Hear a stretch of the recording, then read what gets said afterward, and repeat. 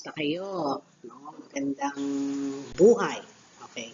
So, sa araw na ito, ang tatalakayin natin ay Multiple Career Development Pathways Toolkit. Okay. Kayo ay, yung iba sa inyo ay nasa grade 11, ang iba ay nasa grade 12. Dalawang taon mula ngayon, kayo ay magpaplano na o dapat meron na kayo ngayong plano. Ano ba yung kurso na nais nyo? At itong pagpaplano na ito ay paghahanda para sa inyong career in the future, no? So, gaya ng sabi natin, Multiple Career Development Pathways Toolkit. Bakit pa pinaghandaan natin? Ngayon ay kailangan nating paghandaan ang ating future o ang ating buhay. Nung araw naman, napakasimple lang ng buhay ng ating mga ninuno, no? Pero habang lumalakad ang panahon, kailangan tayo naghahanda kasi iba na talaga, no? Okay. Sabi, many people say that life is a journey. Marami ang nagsasabi na ang buhay ay parang isang paglalakbay. Which is totoo naman, no? Sa buhay natin na to, tayo ay naglalakbay. At sa ating paglalakbay, hindi smooth. Para kang nakasakay sa isang sasakyan.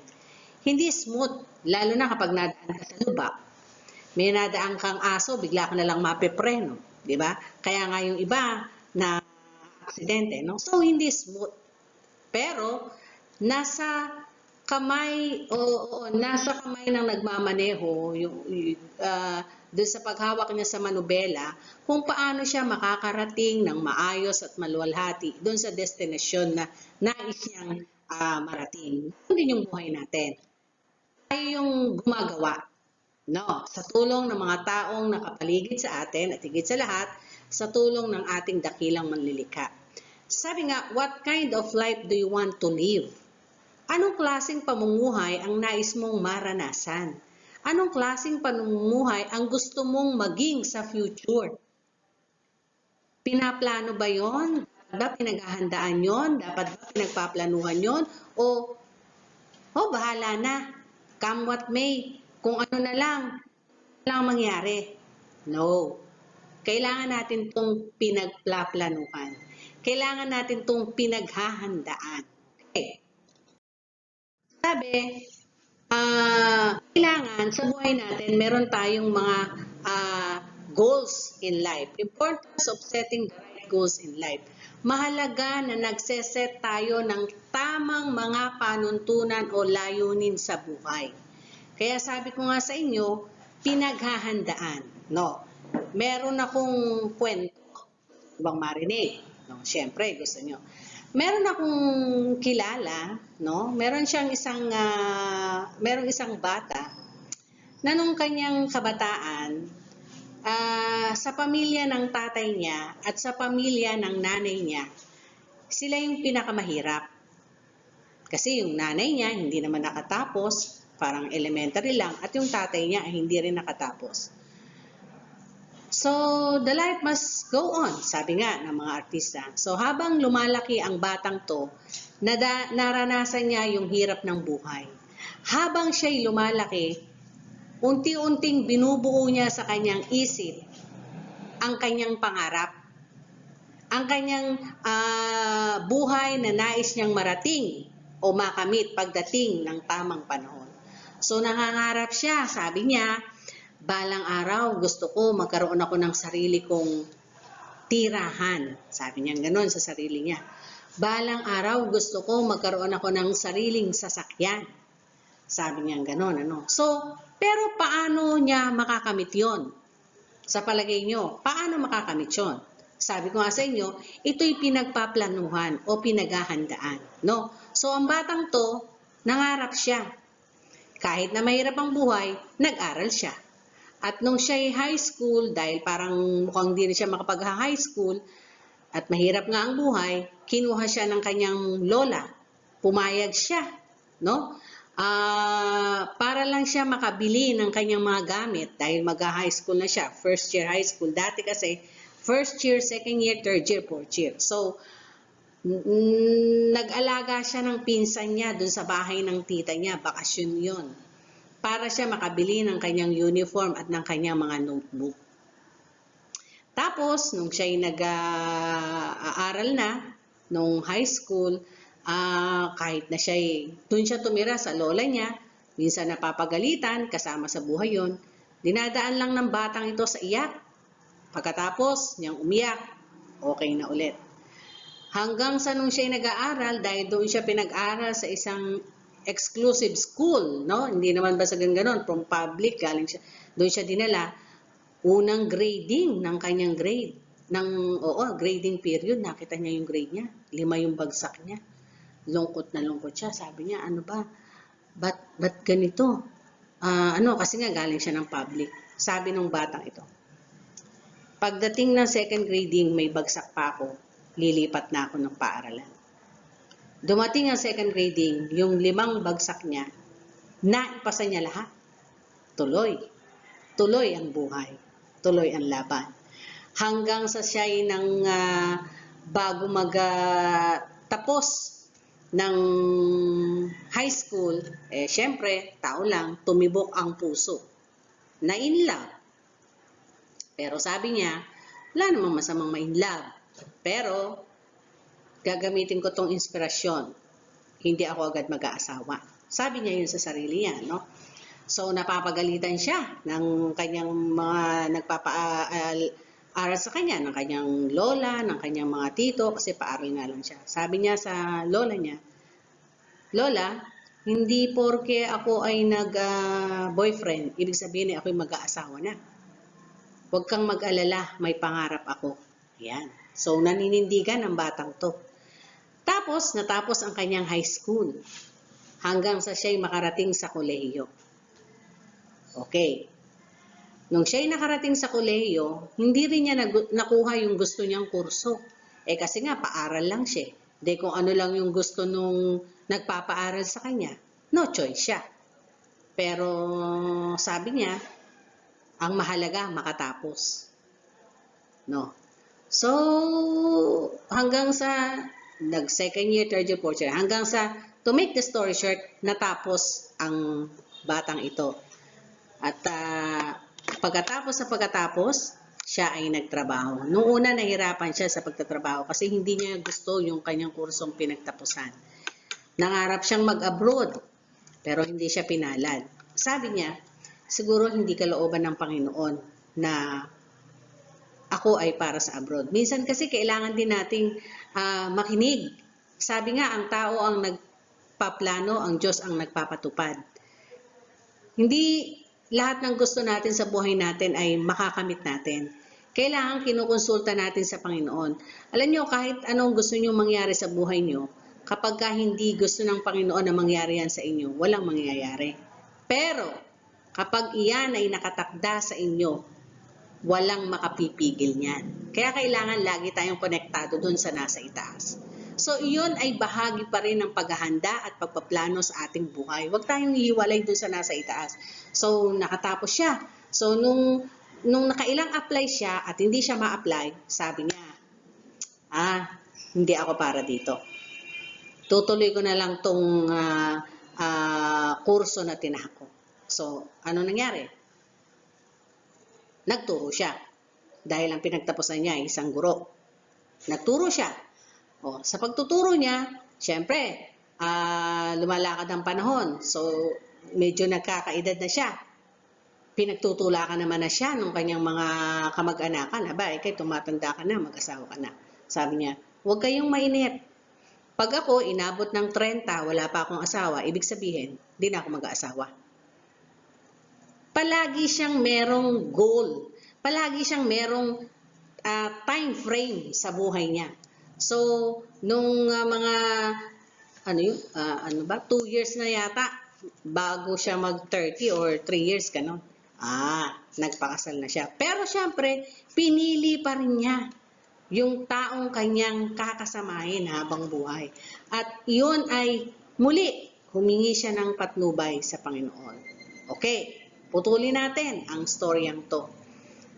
Bottom line, ang taong ito, lahat ng kanyang pangarap, ngayon, pag siya'y nag-iisip, nangingiti lang siya at sabi niya, ni sa hinagap, hindi niya akalain na magkakatotoong lahat. Yung magkakaroon siya ng sariling bahay, hindi naman basta bahay lang, magkakaroon siya ng sasakyan, hindi iisang sasakyan lang. At sabihin natin na siya, ang batang ito na ngayon ay siyempre malaki na, ay sabihin natin na sa biyaya at tulong ng Panginoon ay namumuhay siya ng hindi man siguro ganun kasagana, pero hindi nararanasan ng pamilya niya yung naranasan niya nung siya ay bata pa.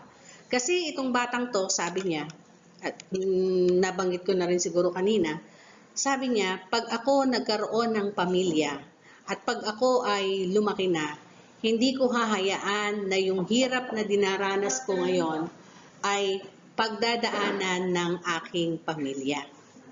So hindi nga naganap yon. Dati kasi ay nabuhay sila nung yung utang, yung ganyan. So nakamit niya yung kanyang pinapangarap. So ganun kahalaga na tayo ay mayroong goal sa ating buhay.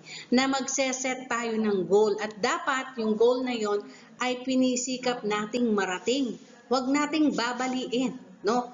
Ngayon, kung ikaw naman halimbawa ay hindi inaasahan, nadapa ka na. Eka nga panindigan mo. Tumayo ka, no? At eka nga, ginusto mo yan, panindigan mo. No? Okay. So, mahalaga tayong goal sa buhay. Sana ang narinig nating kwentong to ay nakatulong sa atin. Alam nyo, wala namang pwedeng makapigil sa inyo eh. Wala namang pwedeng makapagdikta sa inyo. Buhay nyo yan eh. Tayo ang gumagawa ng buhay natin sa tulong at gabay ng ating Panginoon at ng mga taong nakapaligid sa atin. Walang mga samang mangarap. If you want to be a millionaire, go! Pinagpaplanuhan yon, pinaghihirapan yon. Hindi ka pwedeng maging milyonaryo ng isang-kisap mata. Hindi ka pwedeng maging pangulo nang ikaw ay tutulog-tulog. Huwag lang dadaanin sa daya, no? O wag lang dadaanin sa masamang paraan, no? Kasi ang lahat ng bagay may hangganan. Mabilis ang karma, 24/7. Okay. Meron tayong mga katanungan dito na pwede nating sagutin. Sabi, where am I now?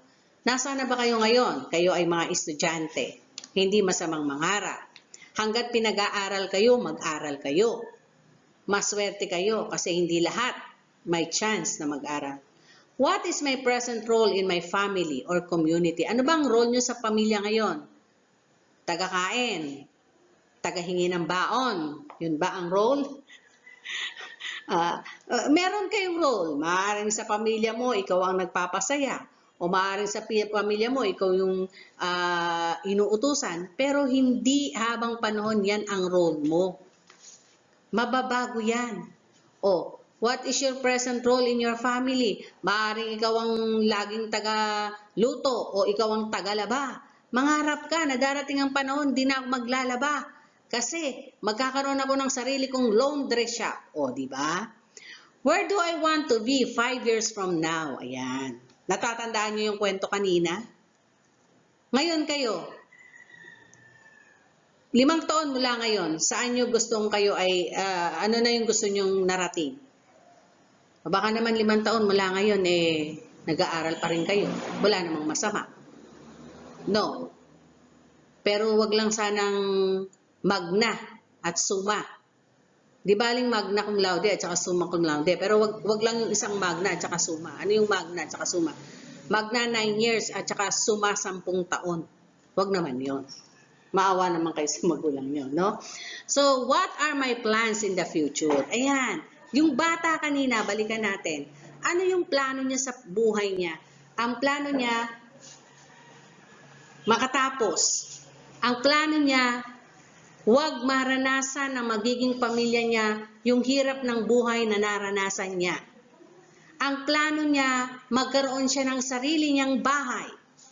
'Di ba? Ang plano niya, so, nangyari.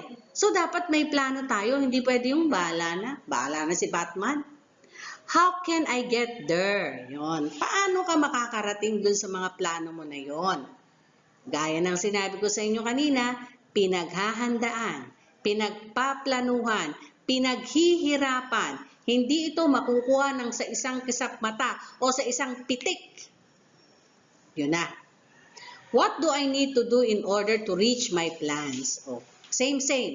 Ano yung dapat mong gawin para ma-reach mo yung mga plano? Una, mag-aral kang mabuti. Magtapos ka. Pag nakatapos ka, magtrabaho ka. Pag nakapagtrabaho ka, saka ka mag-asawa. Huwag unahin ang pag-aasawa. Kasi pag nandun ka na, lalo na pag nagkaanak na, kayo, baka nandun na kayo sa ganong stage, mahirapan na kayo. Kasi syempre, mababago na yung plano nyo, no? What kind of life do I dream of for myself and my family? Ano ba ang uri ng buhay na pinapangarap mo para sa sarili mo?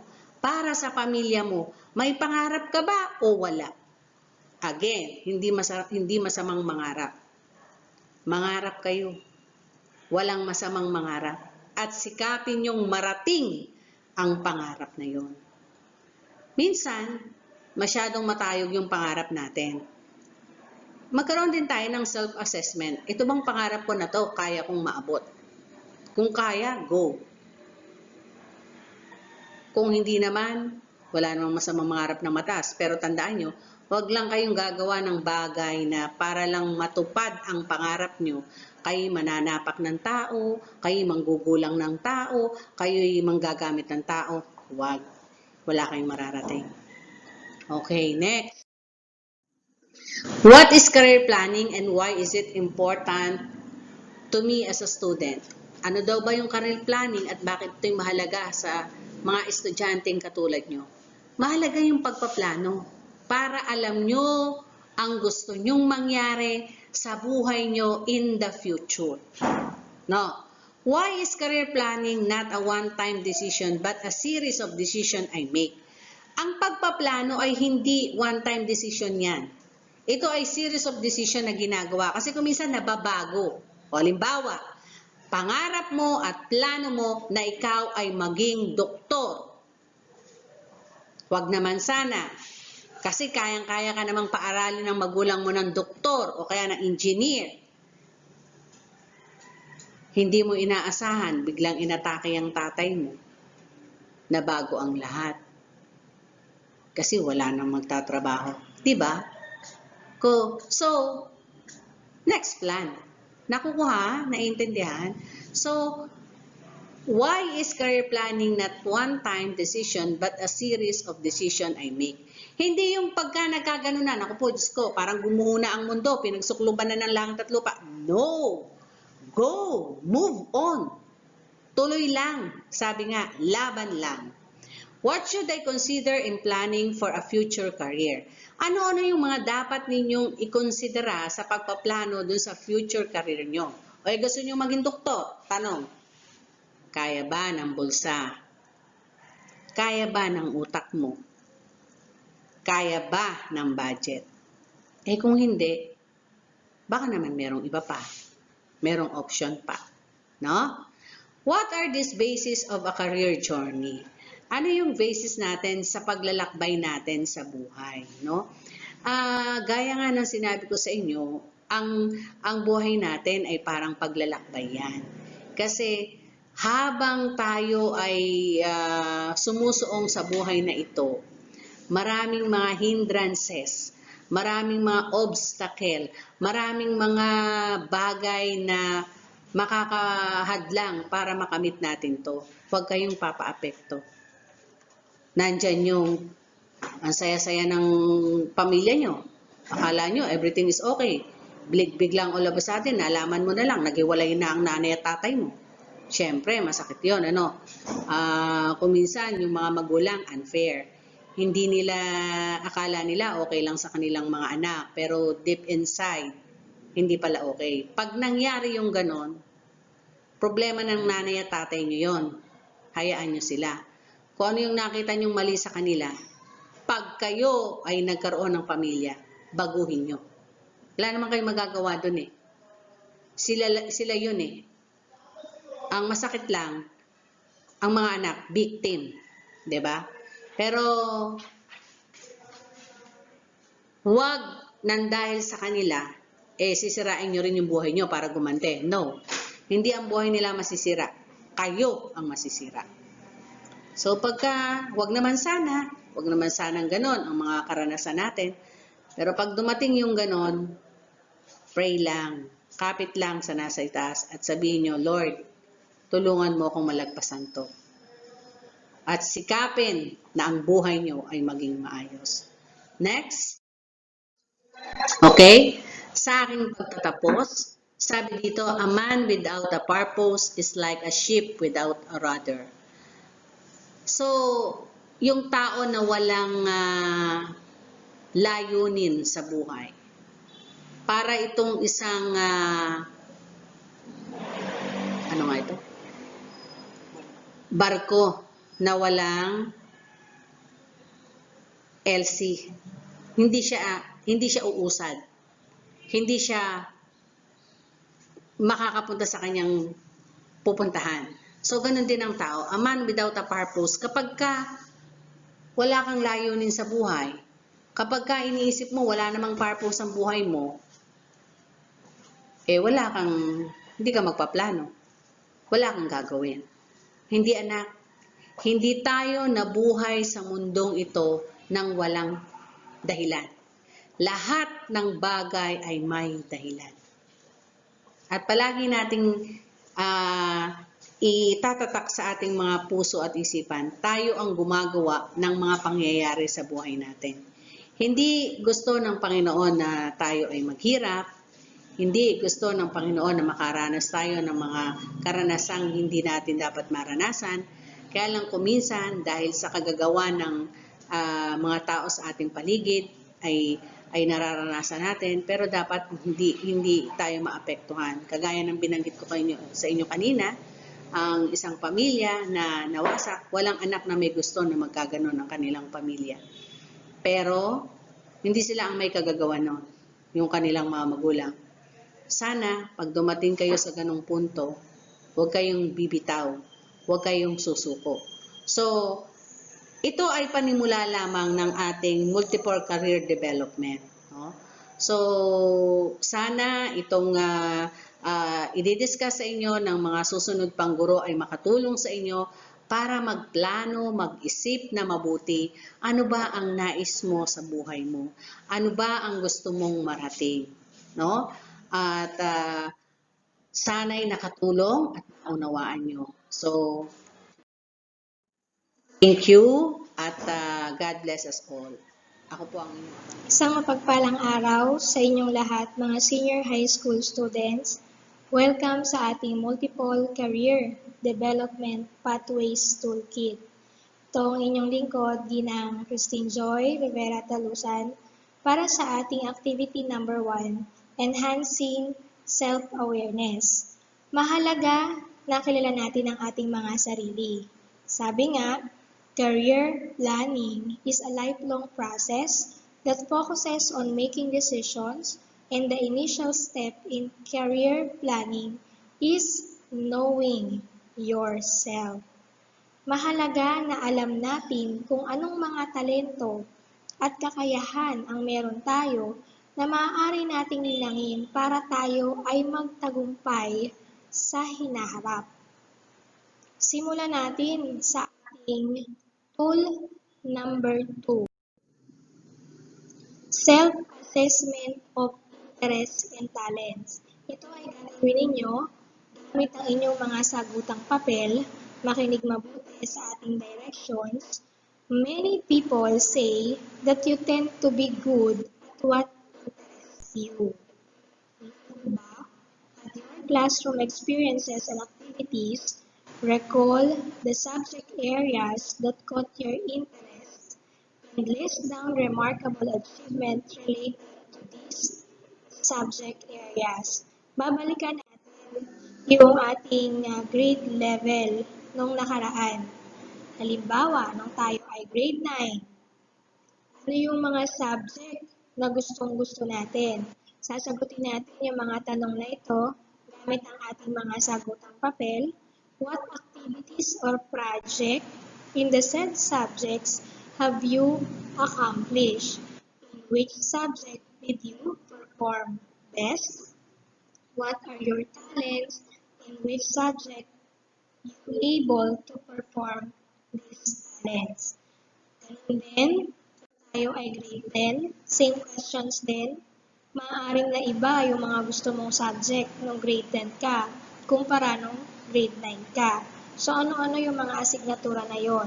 Ano-ano yung mga activities doon sa mga subjects na yon ang talagang gustong-gusto mo ang ginagawa.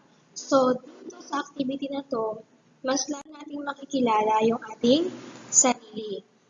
Para naman sa tool number 3, personal work values and competencies. Alamin naman natin lahat ng mga personal values at competencies na tinataglay na natin bilang mga tao at mag-aaral ngayon. Ang gagawin lang natin sa ating sagutang papel ay shade natin yung thumbs up icon. Pwede natin lagyan ng kulay or shadean gamit ang ating pencil kung tinataglay natin yung mga nabanggit na competencies. Halimbawa, helping the community. Madalas kang tumutulong sa iyong barangay, sa iyong mga kabarangay, sa iyong kapitbahay. Okay, working with others. Kahit hindi mo sila mga kilala, tumutulong ka pa din. Madali kang makasalamuha at makagawa ng mga activities kasama ang iyong kapwa. Working alone and being independent, kaya mo ring gumawa sa sarili mo. Kung sa palagay mo ay tinataglay mo ang mga competencies na yan, kung pwede mong shadean yung thumbs up icon. Kung hindi naman, wala lang siyang shade. Leave it unshade. Okay? Competition, mahilig kang sumali sa mga competitions, sa schools, or within your community. Making decisions, working under pressure, influencing people, knowledge and work mastery, creativity, change, variety and fast pace, precision work, stability, financial gains, physical challenge, supervision, time freedom.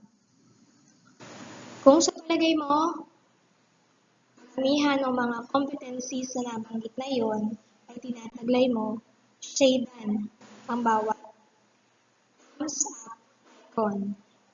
Sa ating reflection guide, number 1, look at the list of work values and competencies that you already possess.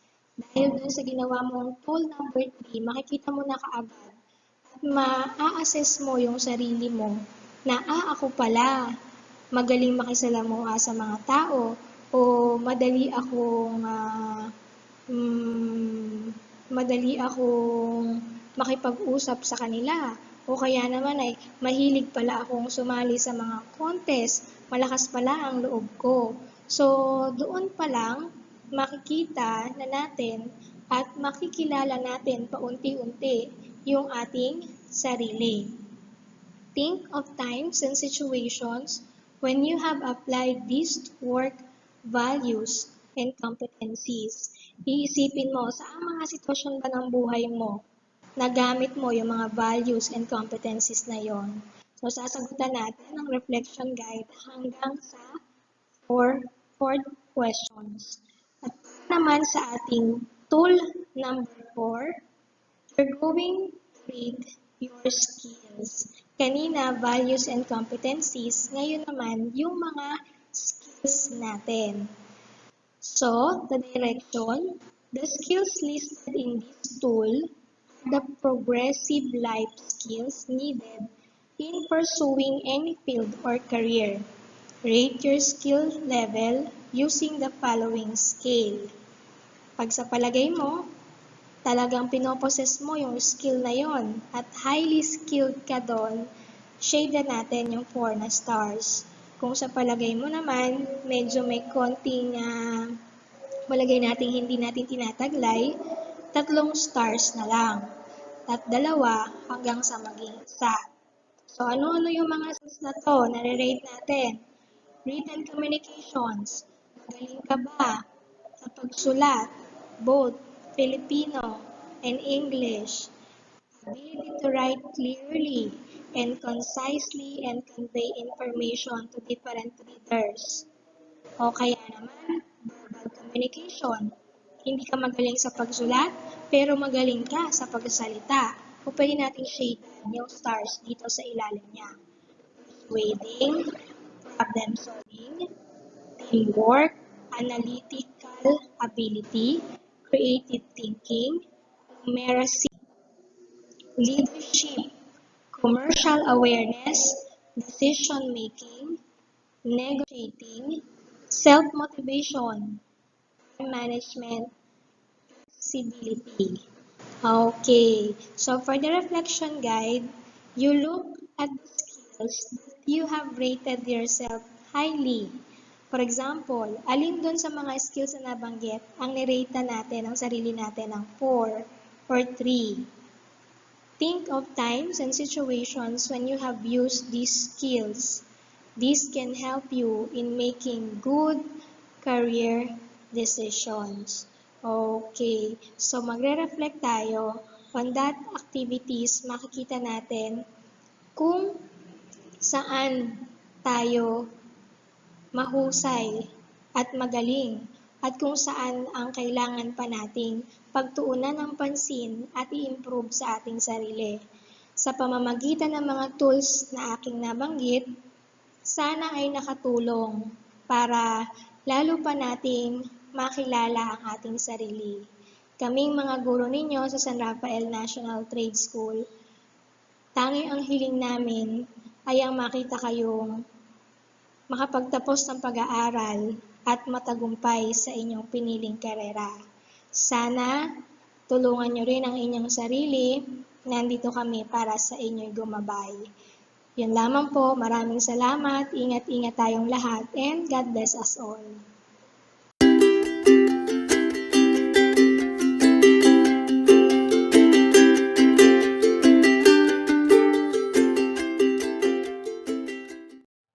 Good day everyone. We now move forward with the Multiple Career Development Pathways Toolkit, which focuses on exploring career pathways.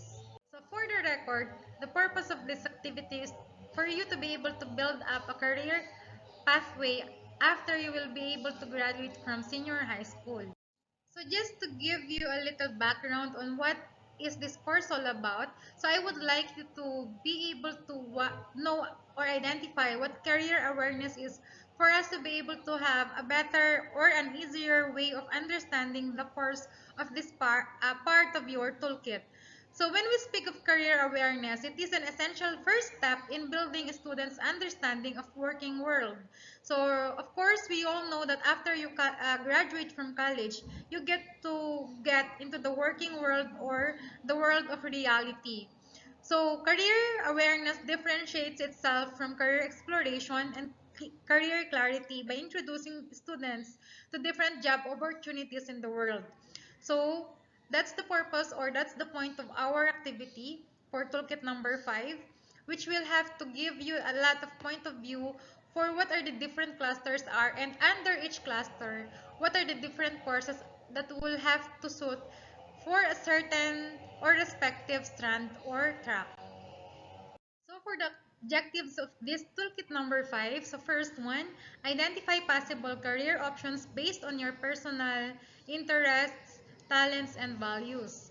Number 2, gain information about the different college career paths and their corresponding aptitude requirements. So after this activity or after the activities that you will have to finish all throughout this one, so at least you will be able to have a deeper understanding on what are your interests, talents, and values considering what you already have in yourself and how do you know yourself.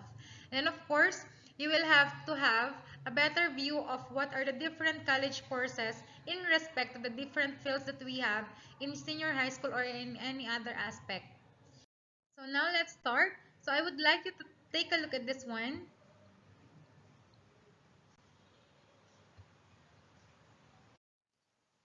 So now we proceed with the different clusters of the College Career Development Pathways Toolkit.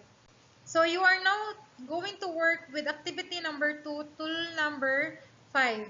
So you're supposed to draw or create your own box for each of the clusters. So there are cluster A to cluster F.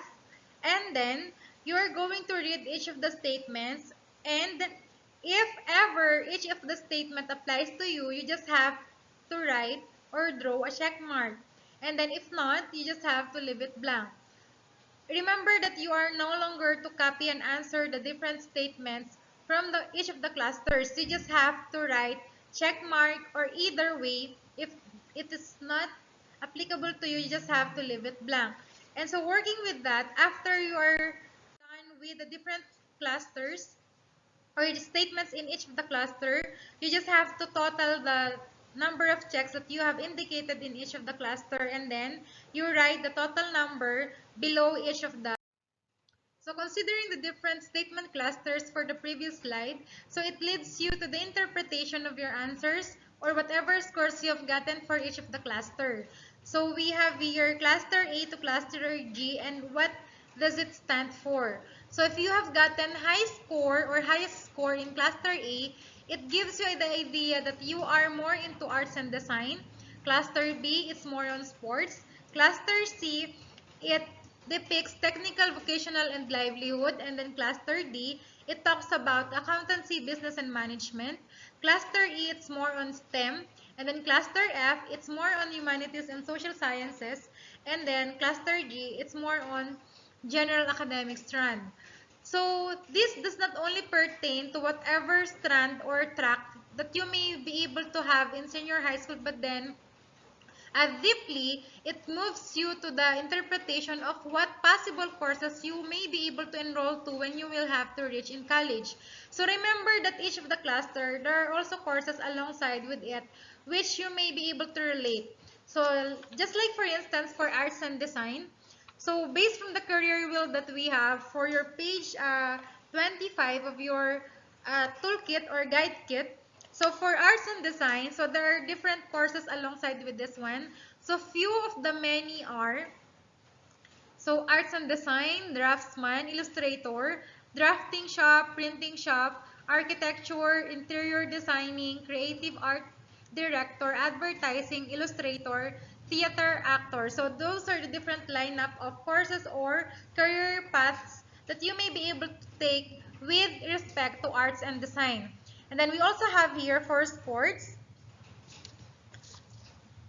So you may be able to have this one for coaching or gym instructor. You may be able to take up a Bachelor of Secondary Education major in physical education. We also have here exercises and fitness expertise. And then gym and fitness center, sports center. So these are but just the businesses or career paths that may come along with sports. And then we also have here the technical, vocational, and livelihood. So these are but the career paths or courses that you may take if you got highest from this cluster. So for TVL, so we have here four aspects or four different kinds or divisions rather of technical vocational. So we have agri-fisheries, we have home economics, industrial arts, and then we have ICT.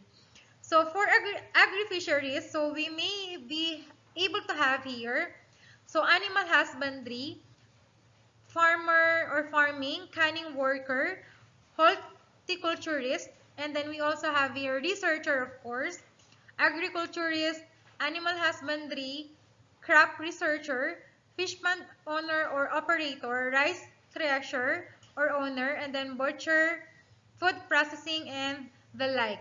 And then for home economics, we also have here nutritionist, food technologist, hospitality industry, interior designer, hotelier, dress shop, beauty salon, parlor, barber shop, coffee shop, bakery, snack bar, food court, restaurantee, baker, barista, makeup artist, hair cutter, manicurist, hairstylist, massage therapist, front desk clerk, chambermaid, billing clerk, tailoring, and so forth. And then we also have here for industrial arts, we have here possible courses, industrial engineering, mechanical engineering, industrial arts, profe professor in that line of career. And then we also have here potential business careers. So we have hardware, masonry shop, souvenir shop, building contractor, painter, pipe filler or pipe filer, welder, tile seller, plumber, pottery maker, shoemaker, foreman, bag maker.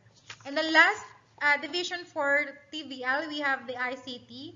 So possible courses, ECE engineering, IT specialist, computer engineering, network engineering, software engineering. And then we also have here potential businesses, internet cafe, digital photography, printing shop, online shop, computer repair shop, possible career, call center agent, data encoder, radio technician, web and graphic designer, photographer, programmer, online sales, and then we also have IT sales clerk. And then we also have here for ABM. So these are the possible courses, possible business career that you may be able to have when you get highest score for this one. So businessman, of course, entrepreneur, marketing manager, college instructor, economist, business owner, wholesaler, retailer. So sales clerk, office clerk, and so on. Possible courses would be accountancy, business management, business entrepreneurship, and then we also have here human resource management. And then we also have for STEM.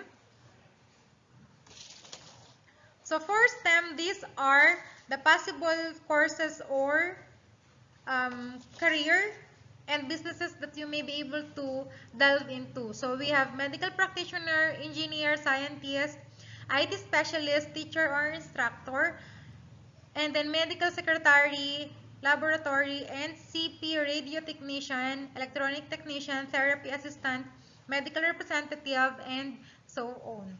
And then we also have here for HUMS. So we have media-related jobs, human resource expert, cultural anthropologist, college instructor, historian, preschool owner, tutorial center. We also have legal secretary, traffic enforcer, tutor, security guard, and so on. And then possible courses here would be psychology, pre-law courses, and so on. And then we also have here for cluster G for general academic strand or track, we have here possible career or businesses. So we have fish pond owner or operator, rice thresher, and then we also have here social worker, and we also have here encoder, and we also have professor, teacher, and the like. So these are but just the career paths, job paths, and college courses that you may be able to delve into after you may be able to reach, or after you may be able to reach your peak height of your senior high school, and that is your graduation. So you may intend to work, or if you may intend to enroll in college, so these are the different career paths that you may be able to take into consideration. Then after identifying the different college career paths or courses that you have done with the previous slides, so I would like you to consider this one. So a graph, or rather an illustration of how you may be able to further choose your career paths after senior high school. So we have here career planning. So it takes different key points for you to be able to consider this one. So first, you have to know your values, learn about yourself, identify your skills, research career options, and then link your major and your career. So it is but important to consider all this for you to be able to achieve success in the course of your life. Because if not, the tendency is that you will be able to have failure along course your life, or if not failure, you will not be able to achieve contentment and happiness. And to further have a better understanding on this one, I would like you to watch a video considering this one, and I believe that after you watch this video, you will be able to learn something aside from the things that you have discussed from the previous activities and to the next activities of the multiple career development pathways toolkit. So please watch this one. Career decision-making is a lifelong process. It is about exploring and experiencing the world of work. It is also about understanding your skills, interests, personality, and values, and combining these to create a meaningful framework for life. The key to your career management process is an emphasis on self-assessment and knowing yourself. You must first understand yourself, then research options, evaluate all options in terms of which is the best fit for you, then move forward with your decisions. The most important part of self-assessment is to ask yourself these key questions. Who are you? What are you good at? What do you enjoy doing? What is important to you? Keep in mind that these answers can change throughout your life and with new experiences and at different stages of your life. This is an ongoing process. Now let's dig a little deeper. Think about what skills you possess or what you are good at. What interests you in terms of your career, leisure activities, family life? What makes you tick? Do you have goals related to these areas of your life? What type of work environment lends itself to your personality, to your lifestyle? Always keep in mind your career sweet spot. Career satisfaction comes when you pursue careers that utilize your skills, fit with your interests and personality, and are in line with your values. This balance is difficult to achieve, so always evaluate your options before moving forward. These elements are fluid and change as your life changes. This is called career-focused flexibility. The art of focused flexibility means your plans should be a work in progress, not an absolute. Having some idea of direction will make it easier for you to evaluate opportunities that come your way. If you are very focused, there is a risk of not being open to options. If you are too flexible, you may try to grasp onto every opportunity and become overwhelmed. With focused flexibility, you have narrowed down your options to 2 to 3 possibilities. Now you know who you are and have a focused range of paths to take. At this point, how do you identify your options? Take a look at the resource library on the OCS website and also the career decision-making page, which includes links to other helpful tools. Okay, so it's now time to evaluate and decide. Talk with an OCS advisor. We can assist you in weighing your options and discussing the pros and cons of your choices. We can help you look at the right fit for you after you are considering your skills, personality, interests, and values. We are here to support you in all stages of your career development and decision-making process. So going on with the last leg of our activity, so before we end up with the discussion or the part of this toolkit number 2, I would like also to help you further in assessing or evaluating yourself if what point you are into and what point you are not into.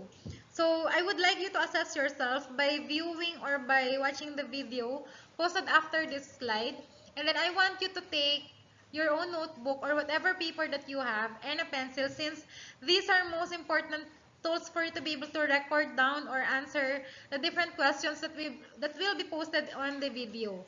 So I hope that you will answer honestly, and if you or if it seems that the video is quick, you may be able to go back to the video and be able to pause and then play if you cannot seem to keep with the quickness of the video.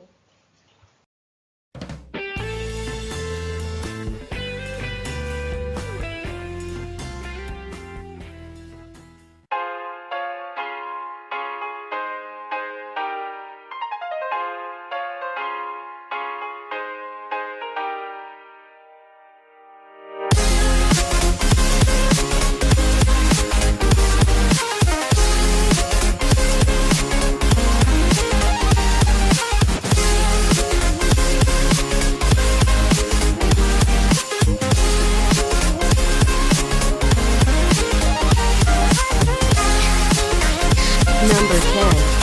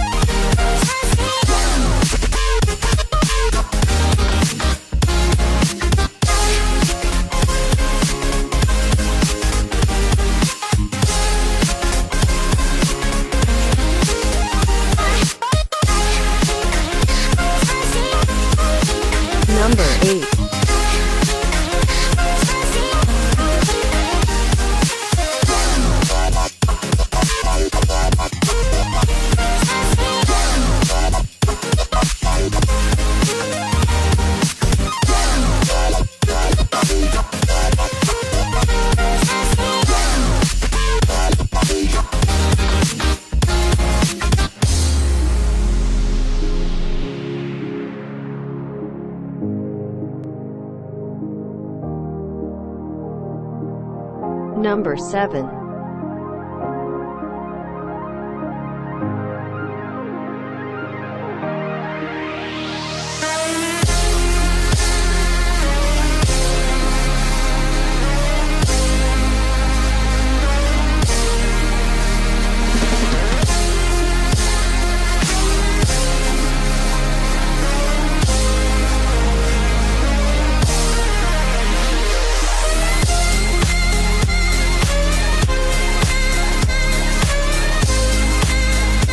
Number 6.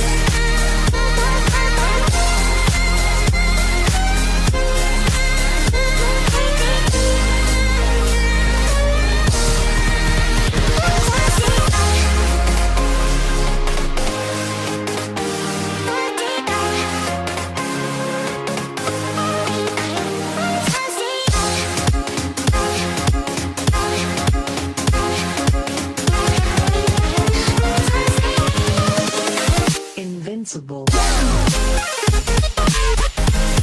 Number 5.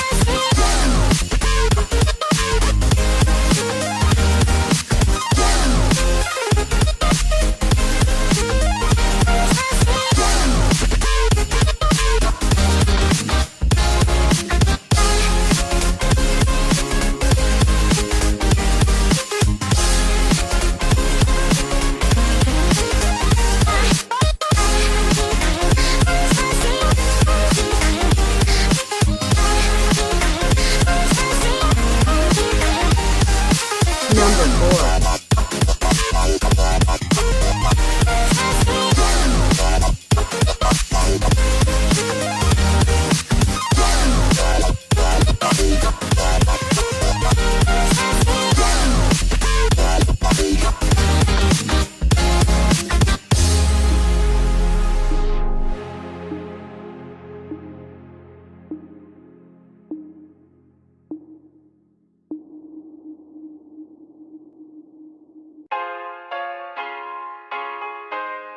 Number 3.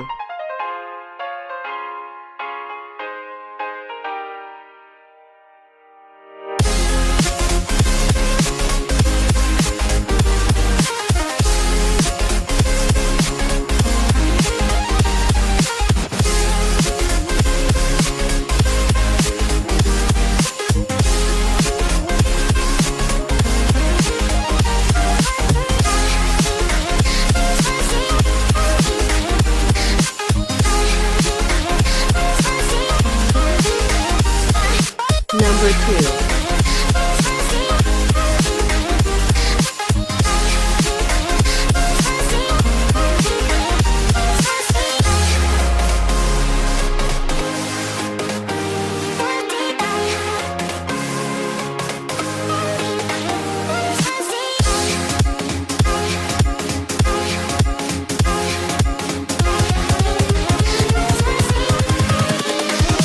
Here we go.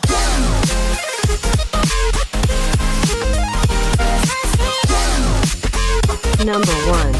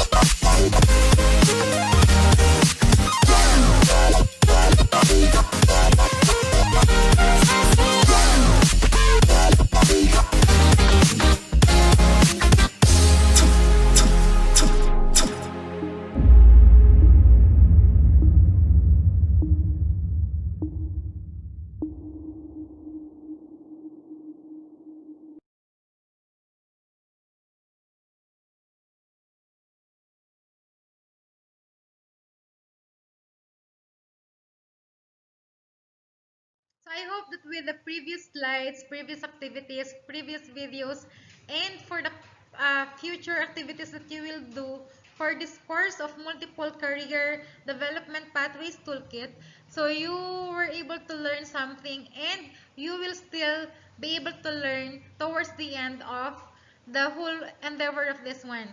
So I would like to leave this statement to you that may God bless you with the wisdom to let you decide on the path He has destined you to take. So whatever decision that you will have to have after you will have your senior high school, may God be always with you. Okay, good morning Tradians. Uh, Dito ulit tayo, no? So we will continue the discussion on the multiple career development pathway which had been discussed to you by una si Ma'am Weng, sumunod si Ma'am Tin, and then Ma'am Mitch, then ngayon ako naman, ano? So we will continue their discussion. And alam ko na dun sa discussion nila, you have a clear mind na kung paano ba yung aking pagpili, ano, kung tama ba yung pinili kong strand or yung tama ba yung pipiliin kong choice pagdating ko ng college, ano. So, not just in college, no, sir, decisions in life, no. So, you have a mindset na kailangan tama ba to? Or, I mean, you have a mindset na you plan first before setting your goals, no. So, ngayon, pag-uusapan natin is about goal setting and grounding. No? So sa mga hindi pa nakakilala sa akin, I am Sir Leandro Ian Vicentiago and I am teaching science in San Rafael National Trade School, no, sa Senior High School Department. So this will be the activity 3 of your multiple career development pathway.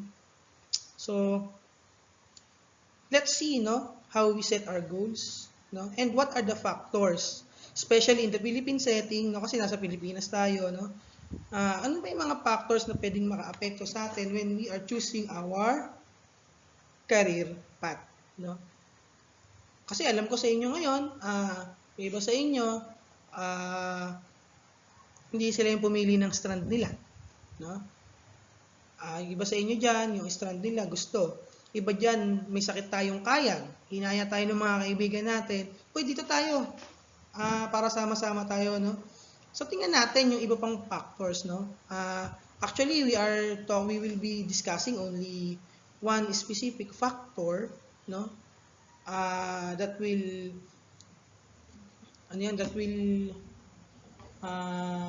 contribute, no? Or will dictate, hindi naman siya magdi-dictate, will contribute nga ano to the career choice, no, ng isang estudyante.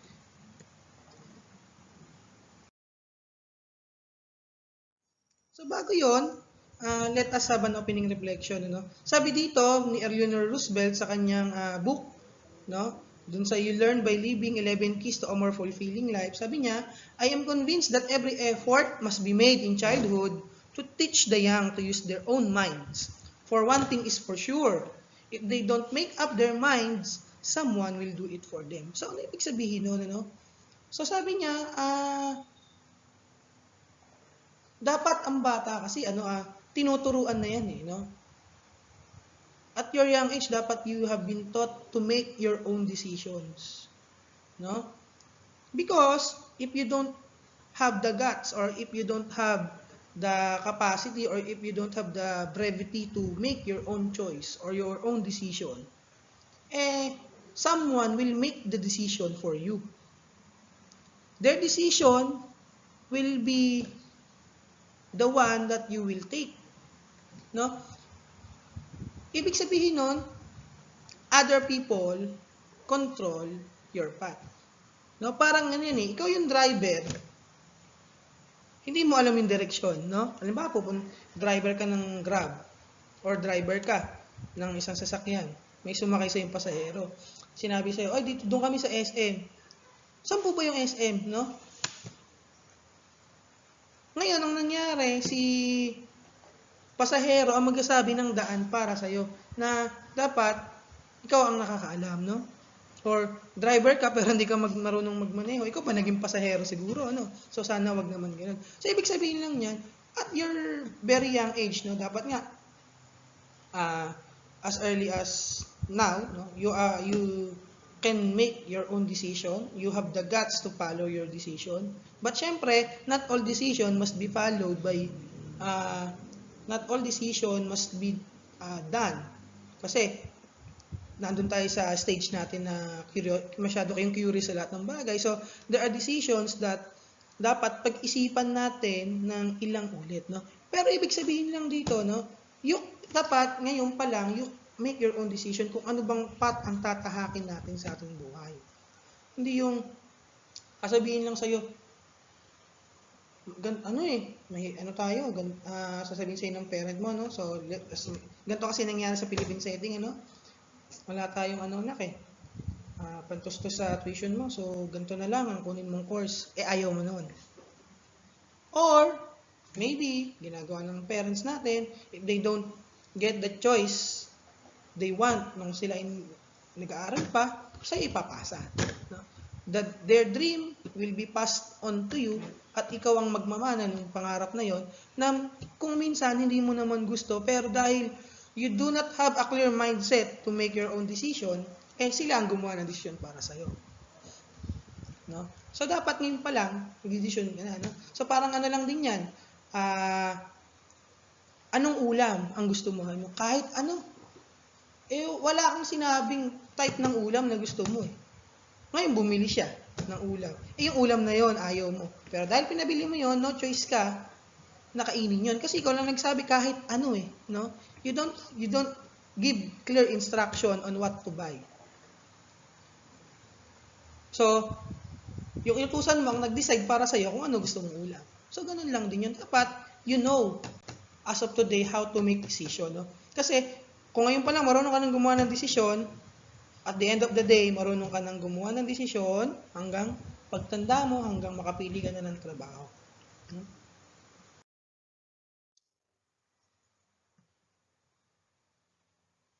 Wait lang, naglalaan. So, ask natin yung sarili natin, ano? How do my family and community affect my career choice? Malaki ba ang nagiging effect or influence ng ating family and community in choosing our career choice, no? Or in deciding our career choice? And who do I consult in making career decisions? Sino ba sa inyo ang kinukonsultahan mo? Humingi ka ng consultation when making decisions. Si teacher ba? Si nanay? Si tatay? Si ate? Si kuya? Si kaibigan? Sino doon, no? Kasi minsan, may decision tayo aminin natin, may decision tayo, but since hindi natin alam kung tama ba yung decision, we consult. Pero ibig sabihin pa rin nun, we make our decision, no? We just have to consult somebody for us to know if our decision is right. Pero sana naman yung hihingan natin ng consultation ay yung talagang matinong tao. Baka naman mamaya may kakilala kang tao medyo hindi yung maganda record, doon ka kumonsulta sa kanya. Maaya ka pa sa hindi magandang bagay. So, choosing a career is often considered a major turning point in a young adult's life. No? It is your major turning point in choosing your career. Bakit? Kasi once you graduated senior high school, there are choices na pagpipilian kayo. Pwede kayong magtuloy ng higher education or yung college nyo for you to have a decent course and for you to have, sasabi nga nila, mag-aaral ako ng college para magkaroon ako ng decent job. You work after senior high school kasi some of you meron ng NC, lalo na yung TBL, ano? You can work. And you can build a business when you finish your senior high school, no? So, ano bang career ang gusto kong piliin? Magka-college ba ako? Pagdating ng college, mamimili ka din ng ng course. Anong course ba yung nararapat sa akin? So, dapat ngayon pa lang, alam mo na yung course na para sa'yo. No? Kasi, di ba, nung panahon namin, before we graduate high school, kasi dati wala namang senior high school, pagdating namin ng 4th year, we will answer the National Career Assessment Examination. Then, that will predict, no? Nakalagay doon yung mga course na pwede namin kunin based doon sa score na makukuha namin, no? But sometimes those scores are just prediction, no? Most of the time, those are prediction. Kasi, there are times na hindi mo naman gusto yung course na pero doon ka pumasok, no? At may gusto kang kunin na course, no? So, titingnan natin. Before heading towards this decisive space, you should look into several factors that might affect your future career choice. So, ano ba yung mga career choice na yun? Ano ba yung mga factors na yun? Ano? Usually, sabihin natin, financial problem. Yes, napakalaki ng effect ng financial stability ng isang tao or isang family.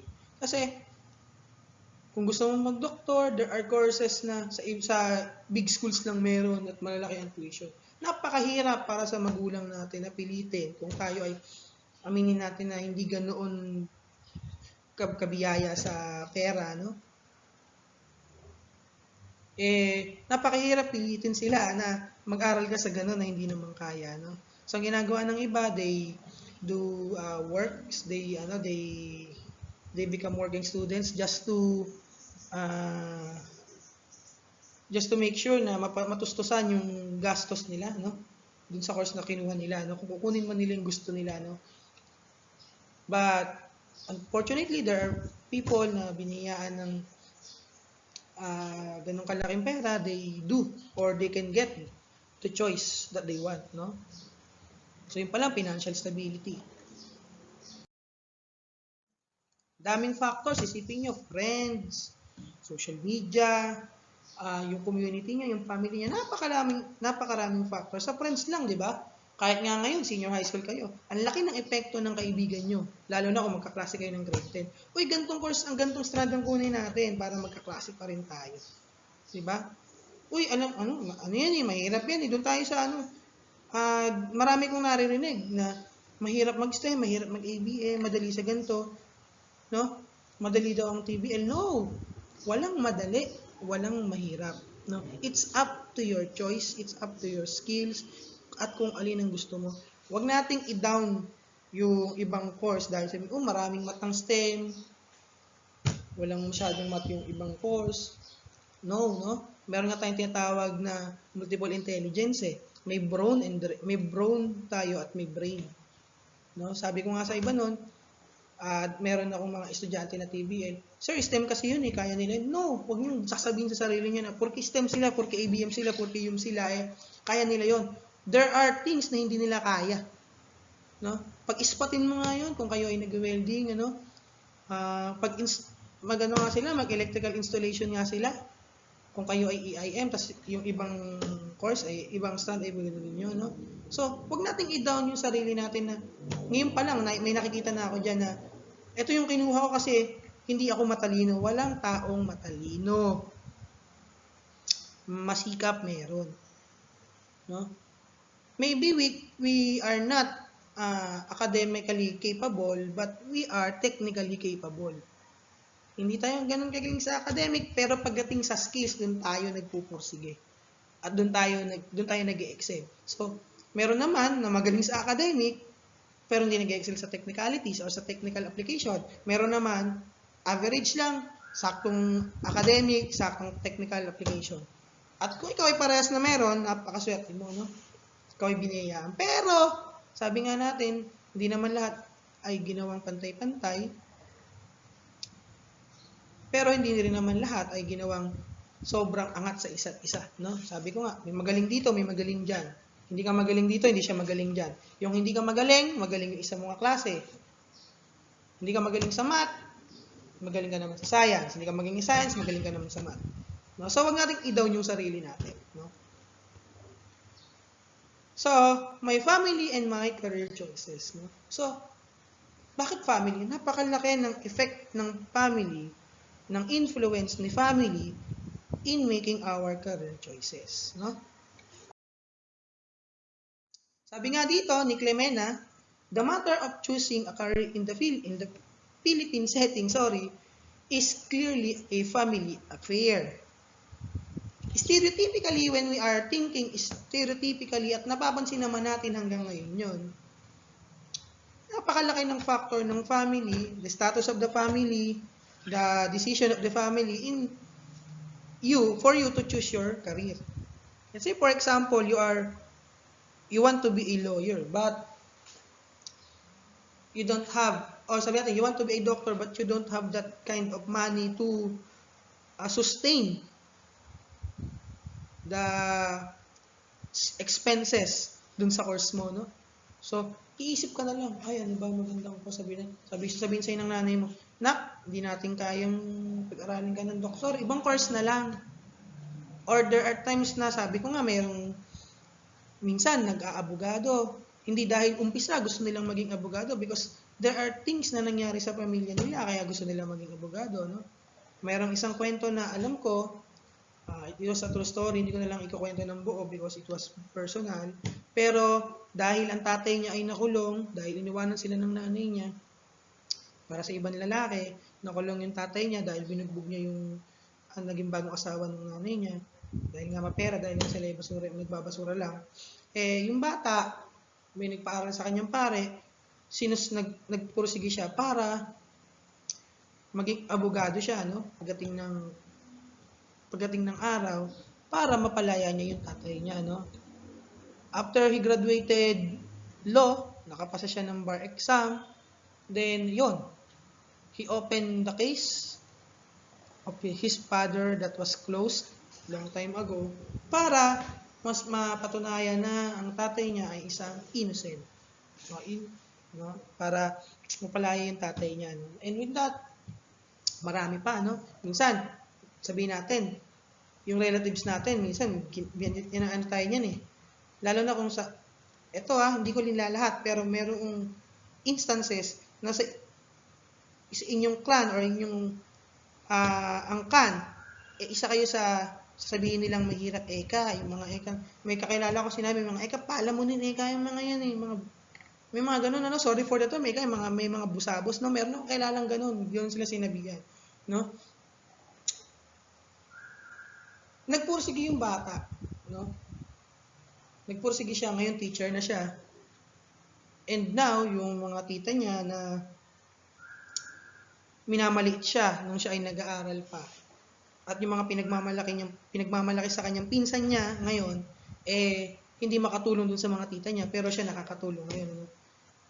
So, tingnan niyo ang daming factor, no? Financial stability, ano pa ba?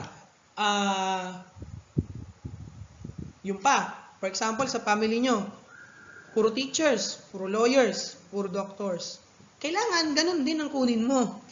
Hindi pwedeng mag-divert ka ng ibang course kasi lahat kayo, you are a family of teachers, you are a family of lawyers, you are a family of doctor. Kailangan pare-parehas kayo. No? But then, ayaw mo nun eh. No? Pero dahil yun ay yun na ang profession ng iyong buong pamilya, no choice ka, or you don't have other choice. May choice ka, pero isa lang. You don't have other choice but to pursue what your parents want you to pursue. Diba? So, may mga ganung factor. Ano pa? No?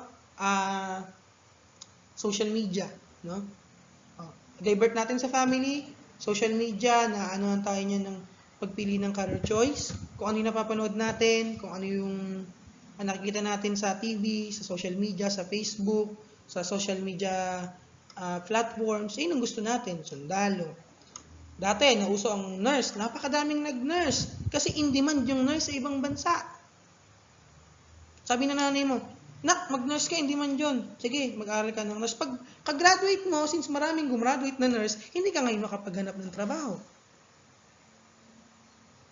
Meron pa. I have a teacher na nung college ako, he is a civil engineer and he is a professor at my college. He is the vice president now for academic affairs. Dati siyang nag-aral ng physical therapy kasi nung panahon daw niya, sabi niya, uso yung physical therapy kasi in demand nga daw sa UAE or sa Middle East. Pero pagka-graduate niya, nawala na yung demand ng physical therapy. So, wala siyang trabaho. So, ginawa niya, nagtrabaho siya kasi gusto niyang maging civil engineer. At yun, civil engineer na siya. Professor pa siya. No? So, ang laki ng factor or influence ng family in choosing your career, no? So sana, sabi nga natin, so for the parents, sana isipin din natin na yung our children ay mayroong kanya-kanyang gusto at sana masuportahan natin sila, no? Kung di man natin sila kayang suportahan financially, suportahan natin sila emotionally, morally, para naman ma-boost yung confidence ng ating mga anak, no? Marami naman nag-offer ng scholar dyan, why not apply, di ba? For you to sustain the expenses for your chosen career.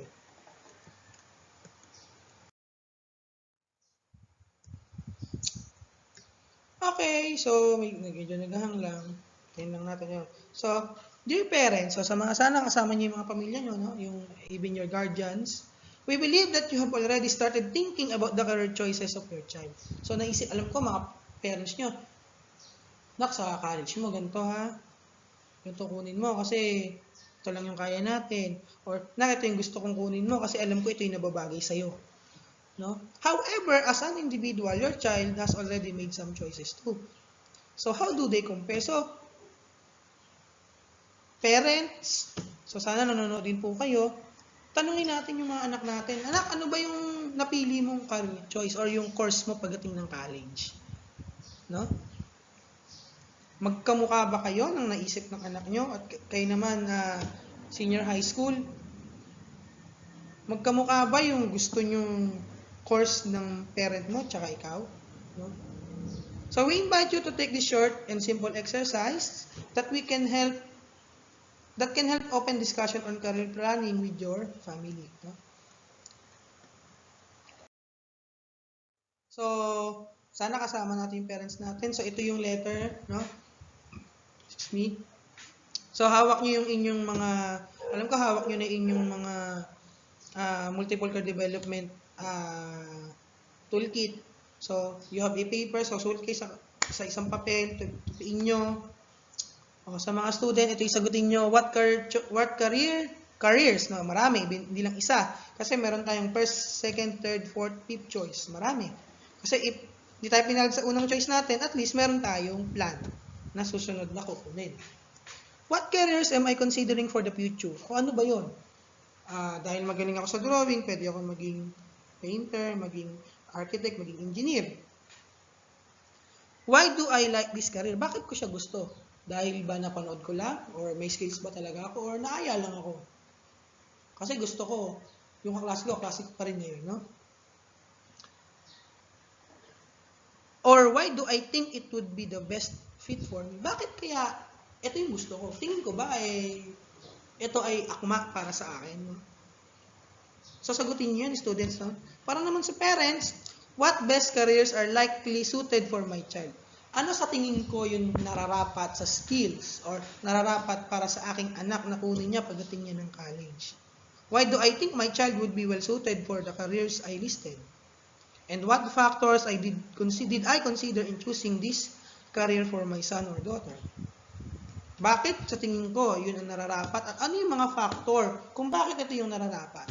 No, parents. Kasi sasabihin natin na, pwedeng sabihin natin dyan na hindi mo na siya mag-aaral ngayong taon kasi wala kaming pantustos, or may nabasa ako niyan dati na sabi ng parents niya, gusto ko ang anak ko ay maging doktor kasi doktor din ang kanyang mga pinsan. Ayun, ano.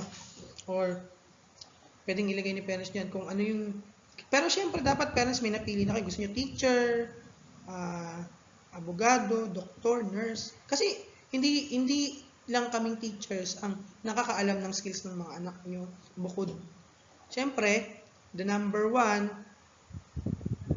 ng mga person na nakakaalam ng skills ng mga bata na yan ay yung kanilang mga magulang. Kasi kayo ang laging nakakasama nila sa araw-araw. At sana naman mga students, you talk to your parents para naman syempre may idea sila, no? Kasi tayong mga bata yung mga bata ngayon, nahihiya sila makipag-usap sa magulang nila. They are embarrassed when their parents are talking to them about their career choice.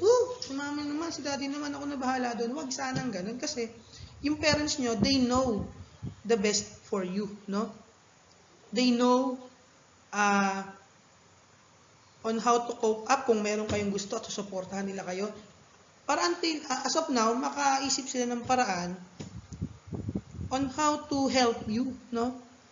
Sa students, kausapin niyo yung parents. Doon din naman po sa mga parents, please talk to our children para naman malaman natin kung ano ba talaga yung nararapat or gusto nila. And we can think of ways to help them, no? Sabi ko nga, if we cannot help them financially, we can help them emotionally, mentally, and yung moral support po natin sa kanila is a big help para ma-boost yung kanilang confidence, no?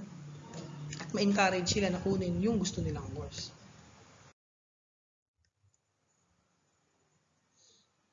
So ito pa, personal career information mapping tool. So sa kanina, isang papel, tupuin sa gitna, sasagot si anak, sasagot si parent. So ito, alam ko katabi nyo na yung inyong mga tool. So sana naman ay hawak nyo para maintindihan natin kasi may instruction din naman nun, babasahin natin. So ito, kuha kayong papel, drawing nyo yung bilog. Sa loob ng bilog, write your prospective career. For example, ang gusto mong career ay nurse. Sa kabila, doctor. Sa kabila ay psychiatrist. No? Sa unang bilog, doctor. Sabi natin na, first circle, doctor, nurse. Sa pangalawa, psychiatrist. Sa pangatlo. Those are your prospective careers. No? So, related, senior high school track or strand. So, papalitan natin yan. So, lalagay natin yan, related college course, no? So, syempre, nursing, sa doctor, marami yan, sa psychiatry, psychology, no? Or, for example, on the first circle, gusto natin maging teacher. So, related college course, no? Hindi na siya senior high school track or strand, track and strand, it will be related college course, no? And, what is the reason I choose this kind of career, no? Susulat natin yon. So, you only have 3 choices, no? Na isusulat. Kung marami kayong choice, pick the top 3, then isulat nyo yan. Okay. Next. Ito, no? Based on dun sa mga sinagot nyo, yung top 3 na career nyo, no? And dun sa naunang sinagutan nyo, nung toolkit number 5. Please put a check, no? Or copyhin nyo to, no? Copyhin nyo yan, then mark a circle, mark the circle, no? Itiman ang bilog na hugis itlog. Kung ito ba ay suited doon sa skills mo. Nakalagay dyan, interest, talents, and values profile. My interest and talents match with my career choice. Yung tatlo ba na yun ay nagmamatch doon sa interest mo? Sulat mo, no? Or shade. My value match with my career choice. Do your values match your career choice? Doon naman sa family career choices and profile. I have consulted my family about my preferred career choice. Do you consult? Be honest. If you do not consult your parents or your family with your preferred career choice, wag mong i-shade yun. As well as dun din sa mga susunod na choices, no? So, education-related career choices profile. There are institutions near my place that can provide education and training related to my career options. Kasi, for example, you want law. Meron ba sa Bulacan na nag-offer ng law?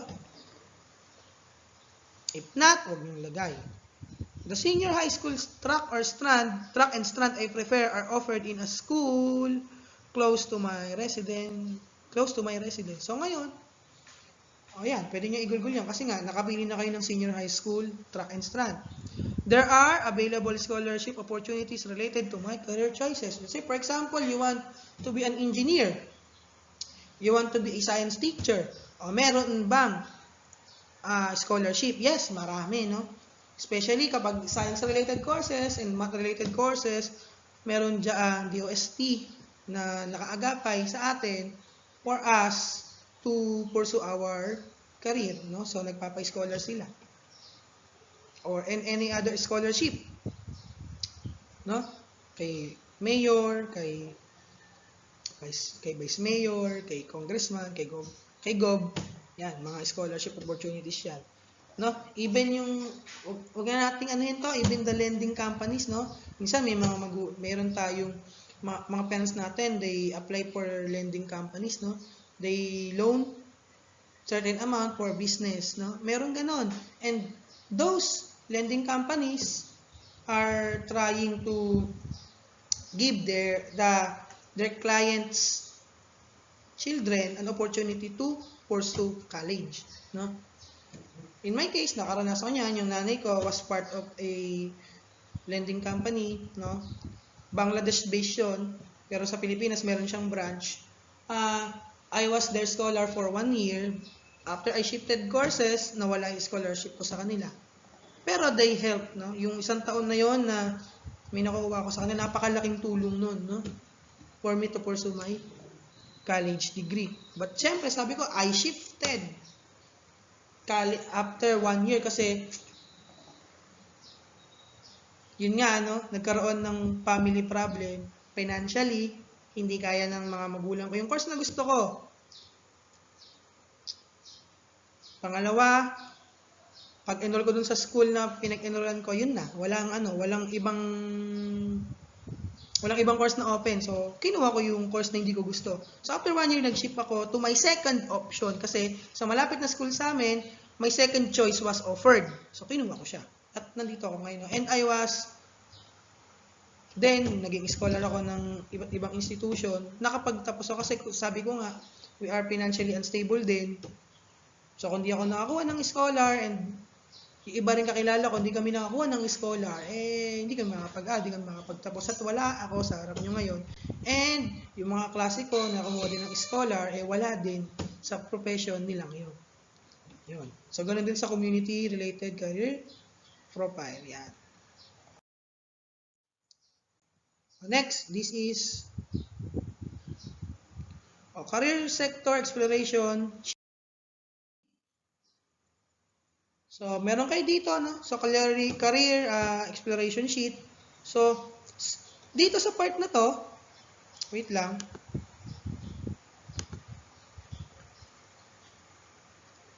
Yun. Dito sa part na to, susulat nyo yung mga tao, hiningan nyo ng advice or hiningan nyo ng information about the courses you chose. No? For example, sa pagiging doctor, sino hiningan mo? Si parents, si family, internet, naganap ka ba? No? Bawa website, sulat mo dito. Kaya sa kabila, may nakausap kang teacher mo, sulat mo doon yung pangalan niya. Then, ano yung mga binigay nilang information about the course related to you? So, halimbawa sa internet, you want to be a lawyer. So, ano yung mga information na meron dyan, information na binigay nila sa'yo. So, madali lang yan. Next, ito na, Career Pathway Action Plan. So, malapit tayo matapos. So, ito, ganun din, ano? So, in a paper, write 3 bulbs. No? Kung di nyo kayang bulb, kahit bilog na lang, write your skill. No? Na related dun sa course na binili mo. Then, I will improve this through. For example, you are good in communication skill. So, I will improve this through, ano gagawin mo? Attend seminars, read books, to enhance my communication skills, yan. Kung ano yung mga skills na meron ka and how you will improve it. Next, ganun din.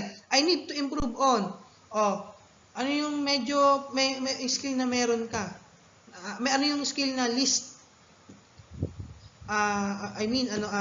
Yung skill na hindi ka masyadong ganun kagamay or what are your weakest skill? Sabihin na lang natin, no? Sabihin natin, medyo maraming tao na sa communication skills ay na medyo hindi ganoon hindi naman sabihin natin mahina, natatakot sila eh. They have stage fright. Medyo kinakabahan sila pag nakikipag-usap sila sa maraming tao. So, lagay mo doon sa communication skill. Halimbawa, no? How will I improve this? And when will I improve on this? Paano at kailan ako mag-i-improve doon sa mga skills na kailangan kong i-improve? Okay.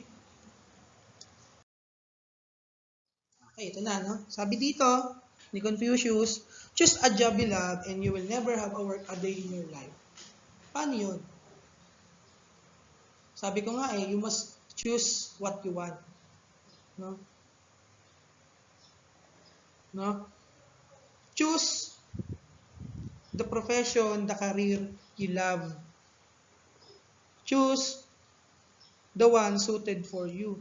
And even itrabaho mo siya araw-araw, hindi ka napapagod, hindi ka nagkasawa. Kasi, hindi mo isipin na trabaho yun. At the end of the day, masaya ka na nagawa mo yung profession mo because you have the passion. If you don't have the passion, you will always complain. You will be complaining all the time, even on the slightest or slightest work na gagawin mo, yung pinakamadaling work na gagawin mo, dahil ayaw mo siya, mahirap yun para sa'yo. If you have a passion on the work you choose or in the profession you choose or the career you choose, hindi ka magrereklamo. No? Meron na akong marami ng ganyan. Nag-aral siya, hindi niya gusto yung course niya. Nakapagtrabaho siya related dun sa course na yon. Pero dahil ayaw niya nun, yung lalaki siya, no? He is always complaining na, ano ba yan, napakahirap naman yan. Sabi ng mga kasama niya, paano mahirap? Napakadali niyan. You will only have to type. No? You will only encode, pero mahirap pa rin sa'yo kasi nga ayaw niya eh. No? So choose the job you love. No? Parang ano yan, choose the food you love. At hindi ka magsasawa doon. Pero kung bibili ka sa isang kainan, hindi mo gusto yung ulam, kada subo mo, ano ba yan? Hindi masarap. Pero kung gusto mo yung ulam, kahit araw-araw mo siyang ulamin, hindi mo sabi, ang sarap naman ng luto na to, ang sarap naman ng ulam na to. Pero limbawa, hindi ka mo kumakain ng ganun, hindi masarap. Pero subo ka ng subo, complain ka ng complain, kasi you have to eat di ba? For you to survive that day. Pero dahil ayaw mo siya, complain ka ng complain. Ganun din sa trabaho. No? If you don't love your job, you will always complain. Araw-araw kang complain, kahit may pahinga ka na, complain ka pa din. Last one, if you can fly, sabi ni Martin Luther King Jr., if you can fly, then run. If you can run, then walk. And if you can walk, then crawl. But whatever you do, you have to keep moving forward. Kapag nadapa ka, huwag kang iiyak doon sa pinagdapaan mo. Hindi yung kung saan ka, di ba sabi nga, kung saan ka nadapa, doon ka babangon. And once you stand up again, yun na. Pwede ka nang mag-move forward. Pero hindi yung kung saan ka nadapa, doon ka ngangawa. Wag niyong gagawin yun. If you fail, don't cry. Pwede kang umiyak, saglit lang, stand up, move forward. If you can fly, takbuhin mo, no? As long as there is a way for you to get your career choice, do it. Because it will be beneficial for you and your family. And the passion for that career choice is on your heart. Even at the time of your last breath, masaya ka kasi yun yung nakuha mo.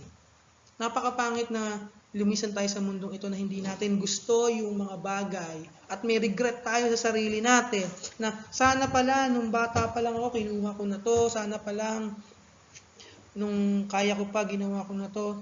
Napakahirap mawala sa mundong ibabaw ng may regrets, no? So sana nakatulong kaming mga teachers nyo sa pagpili nyo ng career choice. And with that, God bless us all. Keep safe ang mga senior high school and your parents and your family. Keep safe. And sana nakatulong yung ating discussion for you to make your career choices. No? With that, thank you. Have a nice day. Good day, Tradians. Welcome to our activity 4 entitled Connecting the Dots Between Education and Career Pathways. This is Mrs. Rosalie R. Villanueva, the class advisor of Grade 11 Edison, and I'll be the one to discuss topics about activity number 4. Now, as you can see here, for activity number 4, comprises of different tools namely tool number 10, Career Pathways Portfolio. Tool number 11 is Career Study Planner. Tool number 12 is Summary of My Career Pathways. And tool number 13 is a Multiple Career Development Pathways Map. Okay, before I proceed to the other contents of Activity 4, so let's define first the meaning of connecting the dots, education, and career pathways. Ano ba ang ibig sabihin ng connecting dots? When we talk about connecting dots, so in here, a student will be making connection, arriving at a more holistic understanding of a given situation. So magkakaroon tayo dito ng association of one idea with another one to find out the big picture. Okay?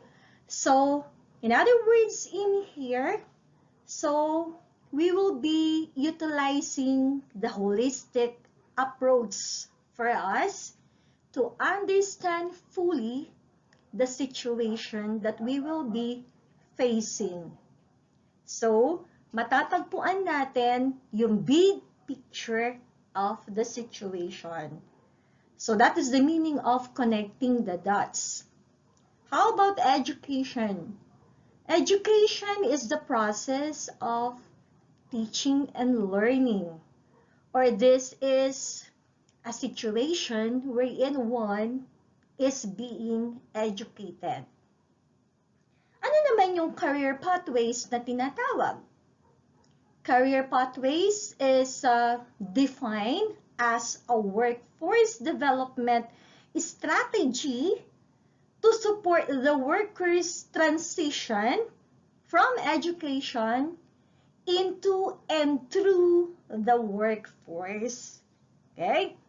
So that is the meaning of those three important words under activity number 4. Okay, so we have here the Career Pathways Portfolio. Now, this is defined as a kind of tool that will help the students mapping out your career plans. So, kapag gagamit kayo ng Career Pathways Portfolio, so kayo ay matutulungan para ma-determine ninyo yung mga plano na inyong gagawin. The information in your portfolio will serve as a clear evidence of your current skills and attributes which are helpful in career decision making. Okay? So, ang ibig sabihin na yung mga information or yung mga iba't ibang mahalagang bagay na nakasaad doon sa inyong Career Pathways Portfolio, ito ay magsisilbing daan, okay? Para magkaroon ng kaliwanagan yung mga current skills ninyo, okay? Na makakatulong sa inyo para sa ganoon ay magkaroon kayo ng epektibo or na mahusay na pagpaplano para sa inyong sarili. So periodically, you will be given the chance to review from time to time your portfolio in case na you are deciding to change your career goals. So, meaning to say, from time to time ay maaaral ninyo, mapagpaplanuhan ninyo yung mga bagay na kinakailangan ninyong i-maintain or yung mga bagay na kinakailangan ninyong baguhin para sa ganoon ay masalong mapaigin ninyo yung inyong buhay. Okay? So, on the left table, you will notice na we have here the personal qualities rather. So the following are the positive personal qualities that can help me succeed in my preferred career. So kapag sinabi natin personal qualities, ito yung mga magagandang katangian ng isang tao na kung saan itong mga katangian na ito ay makatutulong sa inyo para sa ganon ay mapagtagumpayan ninyo yung chosen career ninyo. Say for example, ang talent ninyo is cooking. Okay? So kapag ang talent ninyo ay nandoon sa pagluluto, so ito ang magiging daan para sa ganoon ay mapaunlad ninyo ang inyong buhay. Halimbawa ay in the future ay meron kayong plano na magtayo ng isang restaurant. Or ang plano ninyo ay mangibang bansa at doon kayo maghanap buhay sa ibang bansa at doon ninyo ipapakita ang inyong abilidad o ang inyong talento sa pagluluto ng masarap na pagkain. So the following are professional competencies required in my preferred career.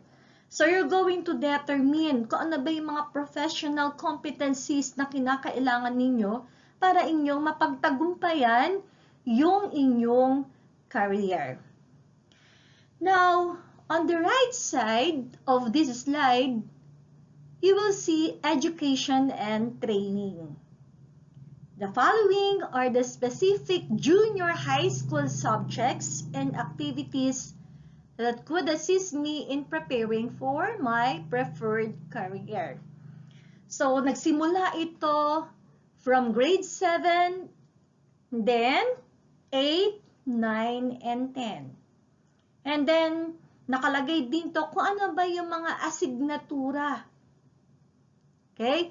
Asignatura na nakapaloob dito sa education and training at nandoon din yung mga activities na ginagawa per grade level at kung ano man ang subjects na nakapaloob doon sa grade level.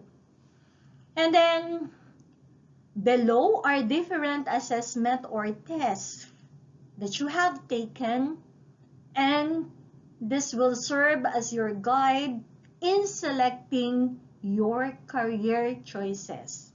Okay? So, isusulat nyo doon kung ano ba yung pangalan ng assessment na yun at kung ano ba ang naging resulta ng inyong kinuha na assessment. Say, for example, NCAE, and then ilagay ninyo kung ano ba ang naging resulta ng pagkuha ninyo ng NCAE.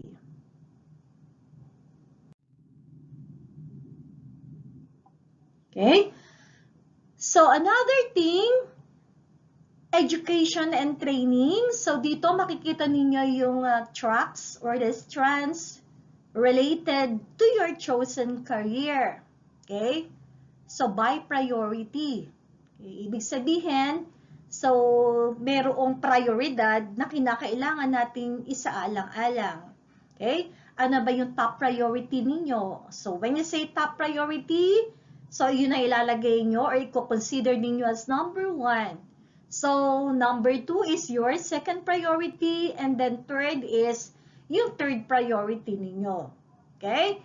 In case I am interested in STEM, I have met the minimum grade requirements of 85% for math and science subjects. Okay? Just in case na interesado kayo na pagkatapos ninyo ng grade 10 at kayo ay tutungtong na ng grade 11, interesado kayo na kuhanin yung STEM, so kinakailangan ay ma-meet ninyo yung minimum grade requirement which is 85% for math and science subjects. So the following are the prospective science high school schools I am interested to enroll in. Okay? So we're going to enumerate the name of the school. Okay? Ganun din. Prioritization by priority. So you're going to list down the name of school, kung ano ba yung number 1 na priority ninyo. Say for example, San Rafael National Trade School. Ano yung location or yung address. And then yung chosen track or strand ninyo, which is being offered in our school. Okay? Ano ba yung second school ninyo? Say for example, Marongkillo National High School. Okay? Where is it located? And then the possible track that will be offered in Marongkillo National High School. And then the third one is, say for example, yung Lydia Villanca High School. Where is it located? Somewhere in Sabang Baliwag, Bulacan. And then, again, okay, you have to write there yung track or the strand that is being offered sa Lydia Villanca School. So another thing is the career information sources.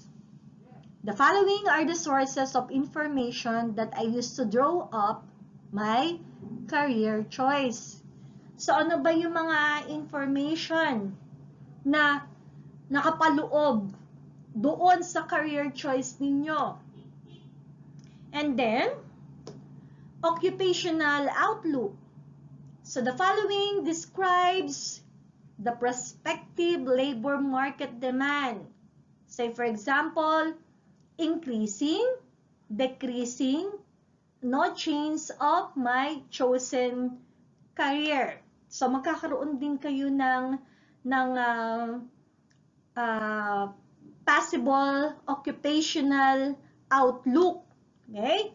Na kapag titingnan ninyo yung possibility in the future na increase ba ang demand, decreasing ba ang demand, no change at all of my chosen career.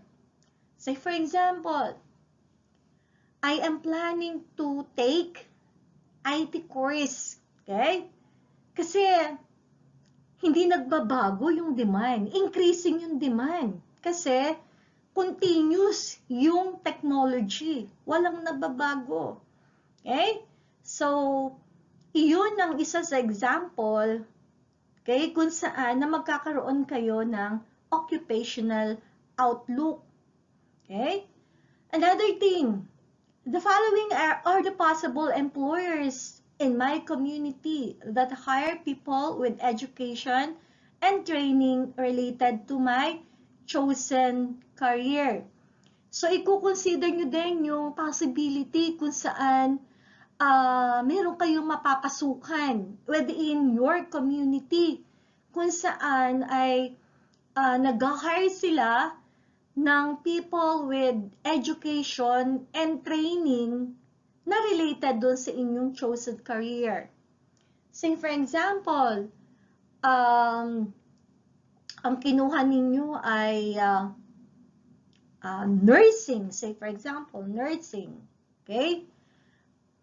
I-determine ninyo, i-check ninyo kung marami bang government hospitals, okay, sa province of Bulacan. Kasi ang plano ninyo is right after graduation from BSN course, you will be applying to a government institution or government hospital. Okay? So, priority ninyo ang mag-apply sa government hospital. Okay? Over private hospital. Okay? What are the possible pathways available towards my chosen career goal? So, ano ba yung mga posibleng pathway na pwedeng yung tahakin para ba masunod or para maabot ninyo yung career goal ninyo? Okay? Say, for example, you are wanting to take up BSN course. So, medyo may kahirapan itong kurso na ito. Hindi lang kahirapan ay medyo may pagkamaselan. Okay? Syempre, marami din kayong mga bagay na isaalang-alang. Say, for example, kung meron bang school na nag-o-offer ng BSN course sa ating lalawigan or sa ating probinsya kung saan ay hindi na kayo dadayo pa ng Metro Manila para kuhanin ang kurso na ito. Okay? Isa pang bagay ay kinoconsider din ng family ninyo na meron bang state university dito sa ating lalawigan kung saan ay merong BSN course. So, syempre, ang mga ganong bagay ay isasaalang-alang din natin para matugunan natin yung pangangailangan natin at para sa ganoon din ay makuha ninyo or maabot ninyo yung pangarap ninyo na maging nurse pagdating ng araw. And then attachments, together with this document, compile evidences of your skills proficiency such as your reports, articles, and investigatory projects completed. And kinakailangan din natin ay mag-secure ng Form 137 or the student's permanent academic record. Okay? Which is being secured or obtained from our school registrar. Okay? And then we have here your tool number 11, which is the career study planner. Okay? So, meron kayong planner na tinatawag kung saan ito ay magsisilbing gabay ninyo or ito yung tutulong sa inyo para sa ganon ay maging maayos yung pagpaplano ninyo sa inyong buhay. Okay? So, ano ang starting point? Ang starting point natin ay yung sa junior high school program ninyo. Okay? I have excelled in the following subjects. Okay? Ibig sabihin nun, kayo ay naging mahusay, naging epektibo sa mga asignatura na ito. Say, for example, math subject, science subjects, or English subject. Okay? The skills I have acquired after completing junior high school. Example, National Certificate 1, 2, or the following. So, ililista nyo ngayon, itatala nyo ngayon kung ano ba yung mga skills na nakuha ninyo, okay, after completing the junior high school program. Okay? And, am I going to proceed to senior high school? If not, why? What is your plan after junior high school? So, iisipin ninyo, ako ba ay magpapatuloy para kumuha ng senior high school? Kung hindi, ano ba yung mga posibleng kadahilanan kung bakit kinakailangang tapusin ko na lang ang junior high school program at hindi na dumiretso sa senior high school? What is your plan after junior high school? Okay, say for example, ang plano mo is maghanap ka ng trabaho. Okay? Magtatrabaho ka muna ng 1 taon or 2 taon. Pag nakaipon ka na ng pera, ay ipagpapatuloy mo na ang iyong pag-aaral. Okay? At ikaw ay mag-e-enroll ng senior high school. Okay? So, merong mga sitwasyon na ganun ang nasa plano. Okay? Now, after junior high school, you will now move to senior high school. Okay? The track instead, I would like to take R. Okay? So, ganun din. Magkakaroon ka dito ng prioritization. Okay? Ano ba yung nasa isip mo? Ano ba yung nasa plano mo? Okay? Kung STEM ba? Kung ABM ba? Kung IUMS ba? So, ito yung, marami ka mga bagay na isasaalang-alang kung ano ba sa mga track or strand ang gusto mong kuhanin. Okay? Magbibigay ako ng halimbawa. Halimbawa ay, ikaw ay may kakaibang talento or sabihin na natin na ikaw ay mahusay sa numero or sa arithmetic. So, pangarap mo na maging inhinyero or arkitekto pagdating ng panahon. So, pipiliin mo yung track or strand ng STEM. Okay? Halimbawa, ang pangarap mo sa buhay ay makatulong ka sa mga may sakit. Okay? Mag-serve sa humanity. So, maaari i-consider mo na kumuha ka ng 4 na taong kurso ng nursing or kung may pagkakataon pa, halimbawa ay nabigyan ka ng gobyerno na makapag-aral ng libre or makakuha ng libreng edukasyon at makapasa ka sa mga pagsusulit na ibibigay ng gobyerno para maipagpatuloy mo ang iyong pag-aaral at kumuha ng karagdagang 4 na taong kurso para matagpos mo ang kurso ng medisina. Okay? So, ang kukuhanin mo ay STEM. Kung halimbawa naman, ang plano mo ay maging isang mahusay or magaling na abogado, okay? So, ang nasa isip mo or nasa plano mo ay kumuha ng ABM, okay? Para sa tamang panahon ay maging accountant ka after passing the board exam, and then pagka ikaw ay ganap ng accountant, so yung pagiging accountant mo ay may possibility na kumuha ka pa ng 4 na taon pang kurso, okay? At pag natagpusan mo yun ay maaaring ikaw ay isang maging mahusay na abogado. Okay? And then after that, my plan after senior high school is, so isusulat mo, ilalagay mo doon kung ano ba yung plano mo after senior high school. Okay? Say for example, you will be enrolling to Bulacan State University. Okay? Dahil itong Bulacan State University, ito ay isang government institution kung saan ay makapagbibigay ng dekalidad, mayroong good quality of education na maaaring ibigay or ipagkaloob sa mga estudyante na naninirahan sa lalawigan ng Bulacan. Okay?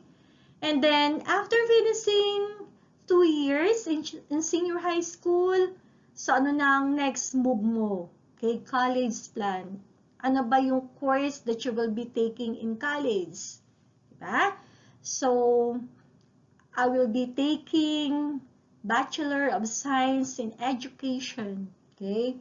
Dahil gusto kong maging isang mahusay na guro kung saan magkakaroon ako ng pagkakataon para magbigay, okay, ng kaalaman sa mga kabataan, sa mga susunod na henerasyon, kung saan ay mai-inspire ko sila para mapaganda din ang buhay nila.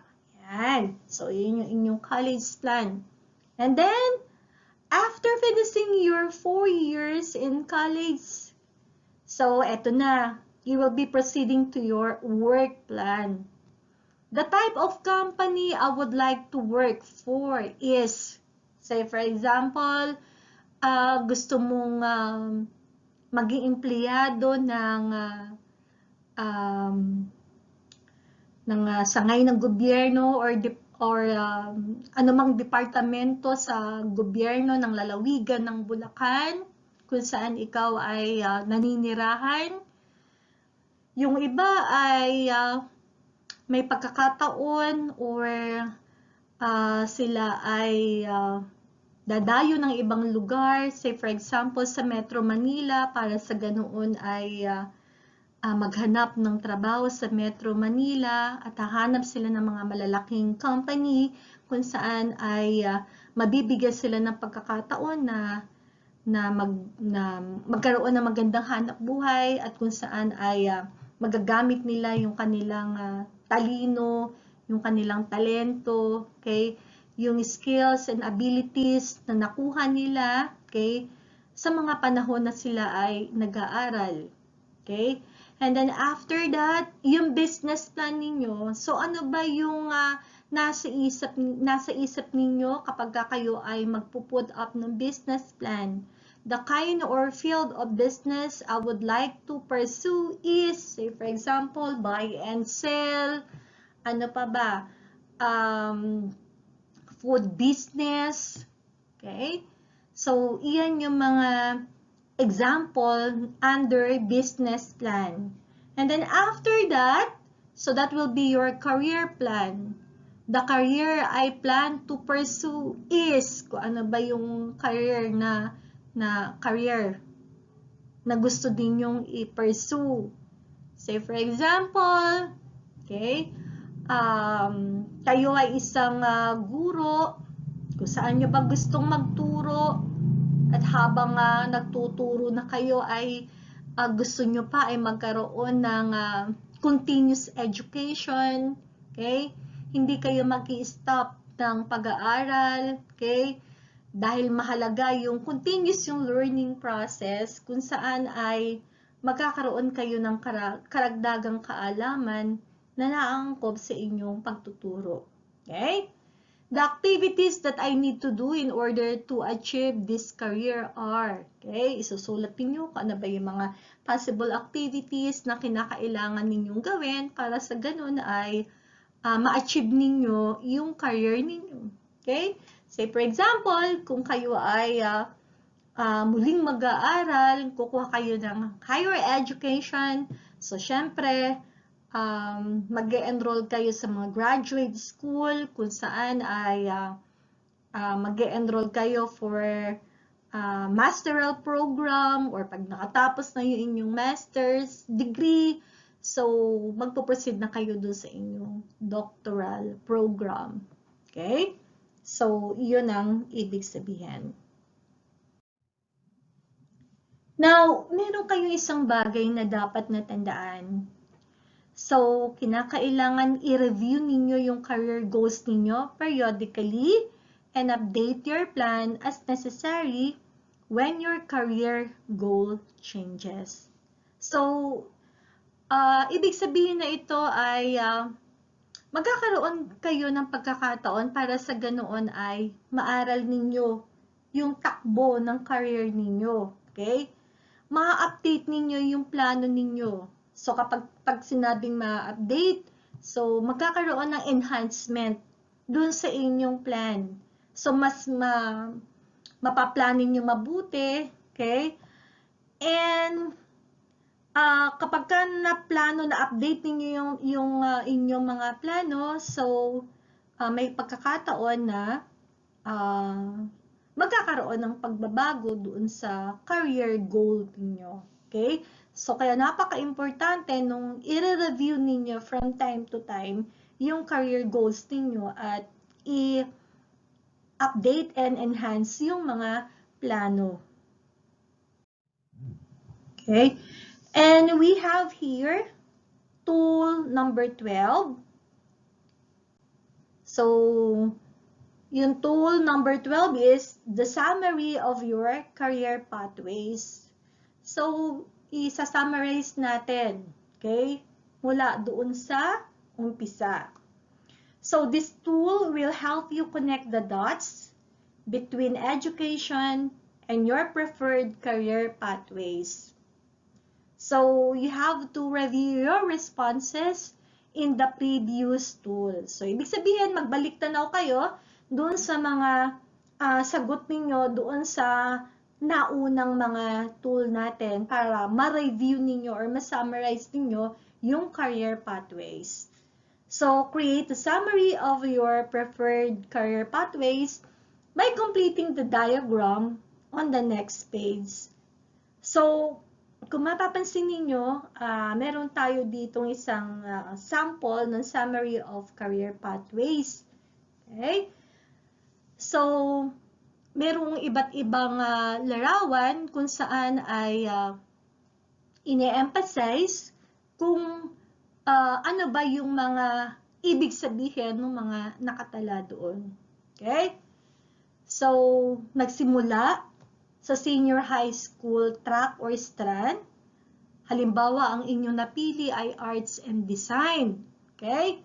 And then, the next one is kung saan ba kukuhanin yung track or strand na ito. So, pinili niya or na-prioritize niya yung Jose Rizal High School.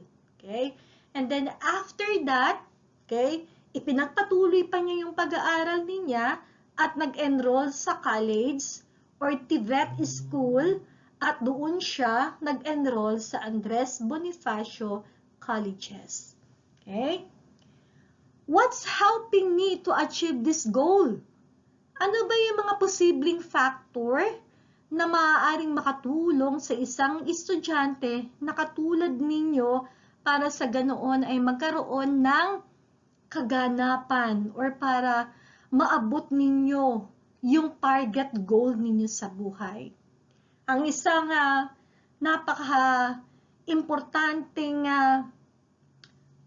halimbawa na ibinigay dito ay ang isang estudyante ay mayroong masuporta na pamilya. Kaya supportive family, strong family support. Okay, napaka-importante niyan. Para sa ganoon ay ma-achieve ninyo yung goal ninyo sa buhay.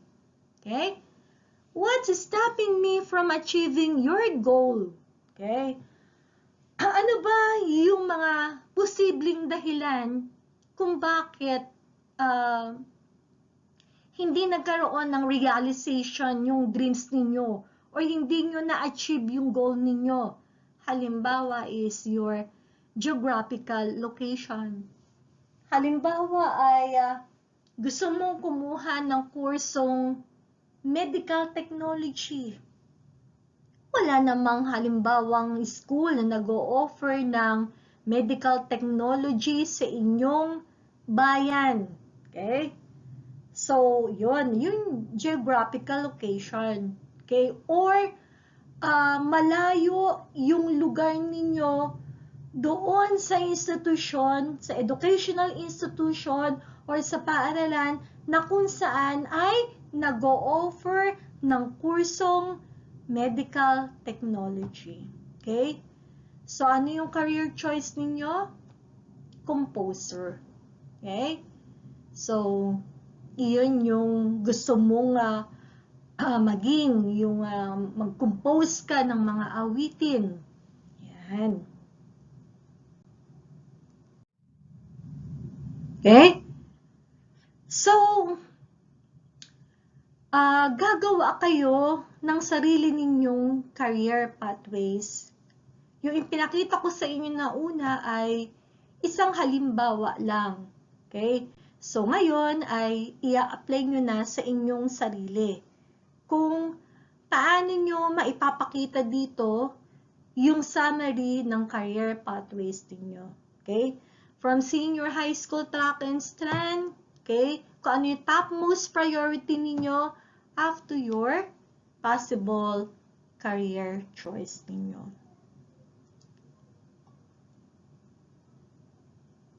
Yan.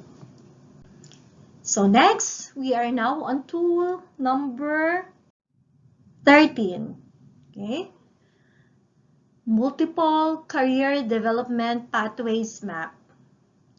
So, the diagram on the next page illustrates a sample multiple pathways leading towards a career goal of becoming a police officer. Okay? From this illustration, you will realize that there are several ways to achieve your goals. Example, different senior high school tracks or several options to prepare you for your chosen career after high school.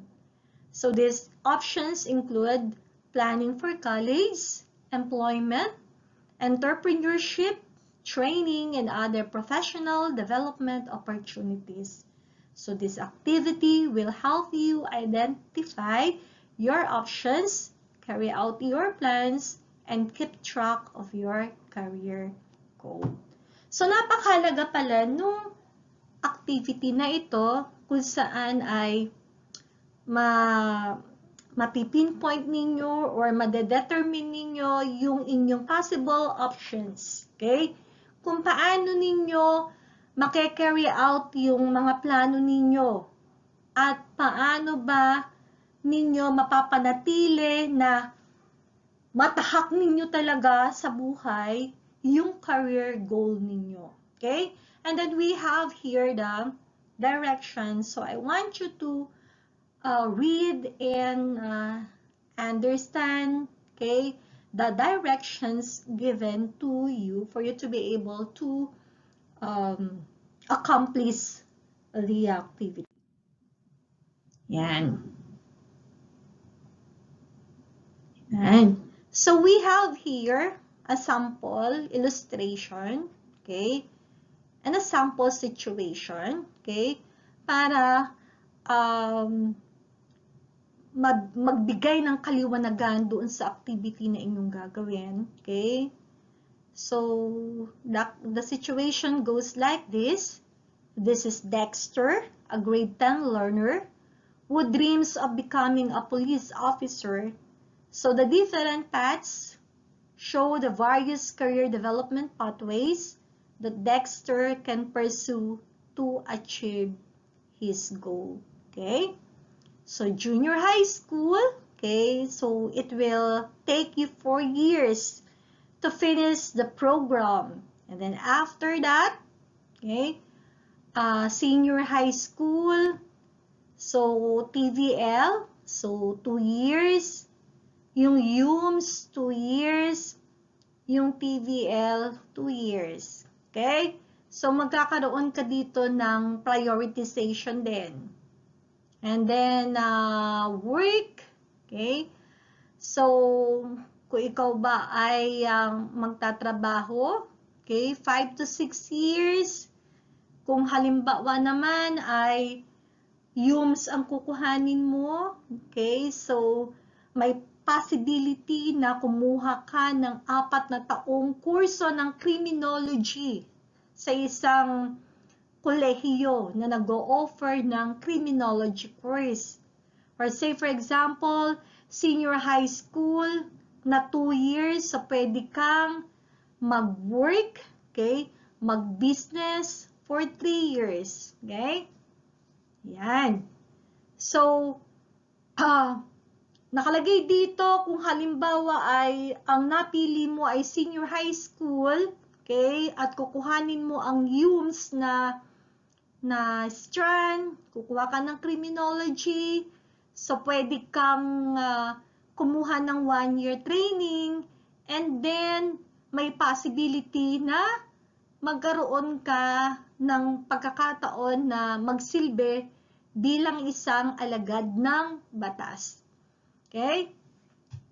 So, pwede naman din na pagkakataon na sa senior high school ay kumuha ka ng TVL strand, pero pagdating mo ng college ay in-update mo, okay, or nagkaroon ka ng changing of plans, okay, kumuha ka ngayon ng another course, okay, wherein it will take you 5 to 6 years, okay, and then after finishing that course, so pwede ka din kumuha ng 1-year training program, and then pwede ka din mag-apply as police officer.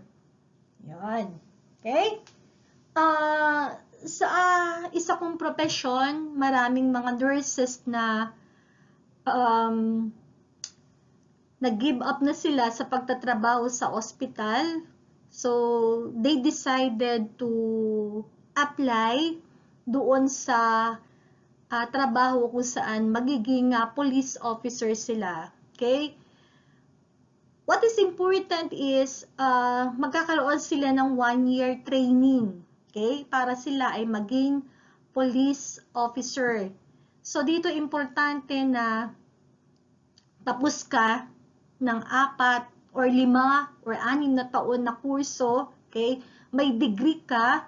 So, hindi na kinakailangan na mag-aral ka na muli ng criminology or mag-enroll pa sa mga paaralan or educational institution kung saan na nag-o-offer ng kurso para maging police, okay? Nag-underwent sila ng 1-year training, and then when they passed it, so they became police officer, okay? So in charge sila sa health, okay? So sila yung mga first aider doon sa police department. So marami akong kakilala na mga nurses who are now working as police officers in the government.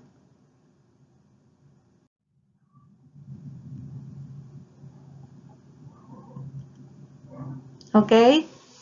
So, that's it. So, yun yung ating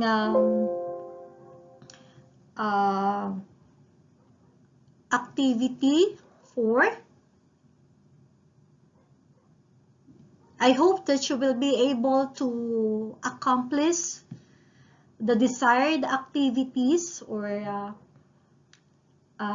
being asked from this activity number 4. So, maraming salamat sa inyong pakikinig at sana ay meron kayong natutunan sa mga bagay na tinalakay ko sa inyo. So, maraming salamat.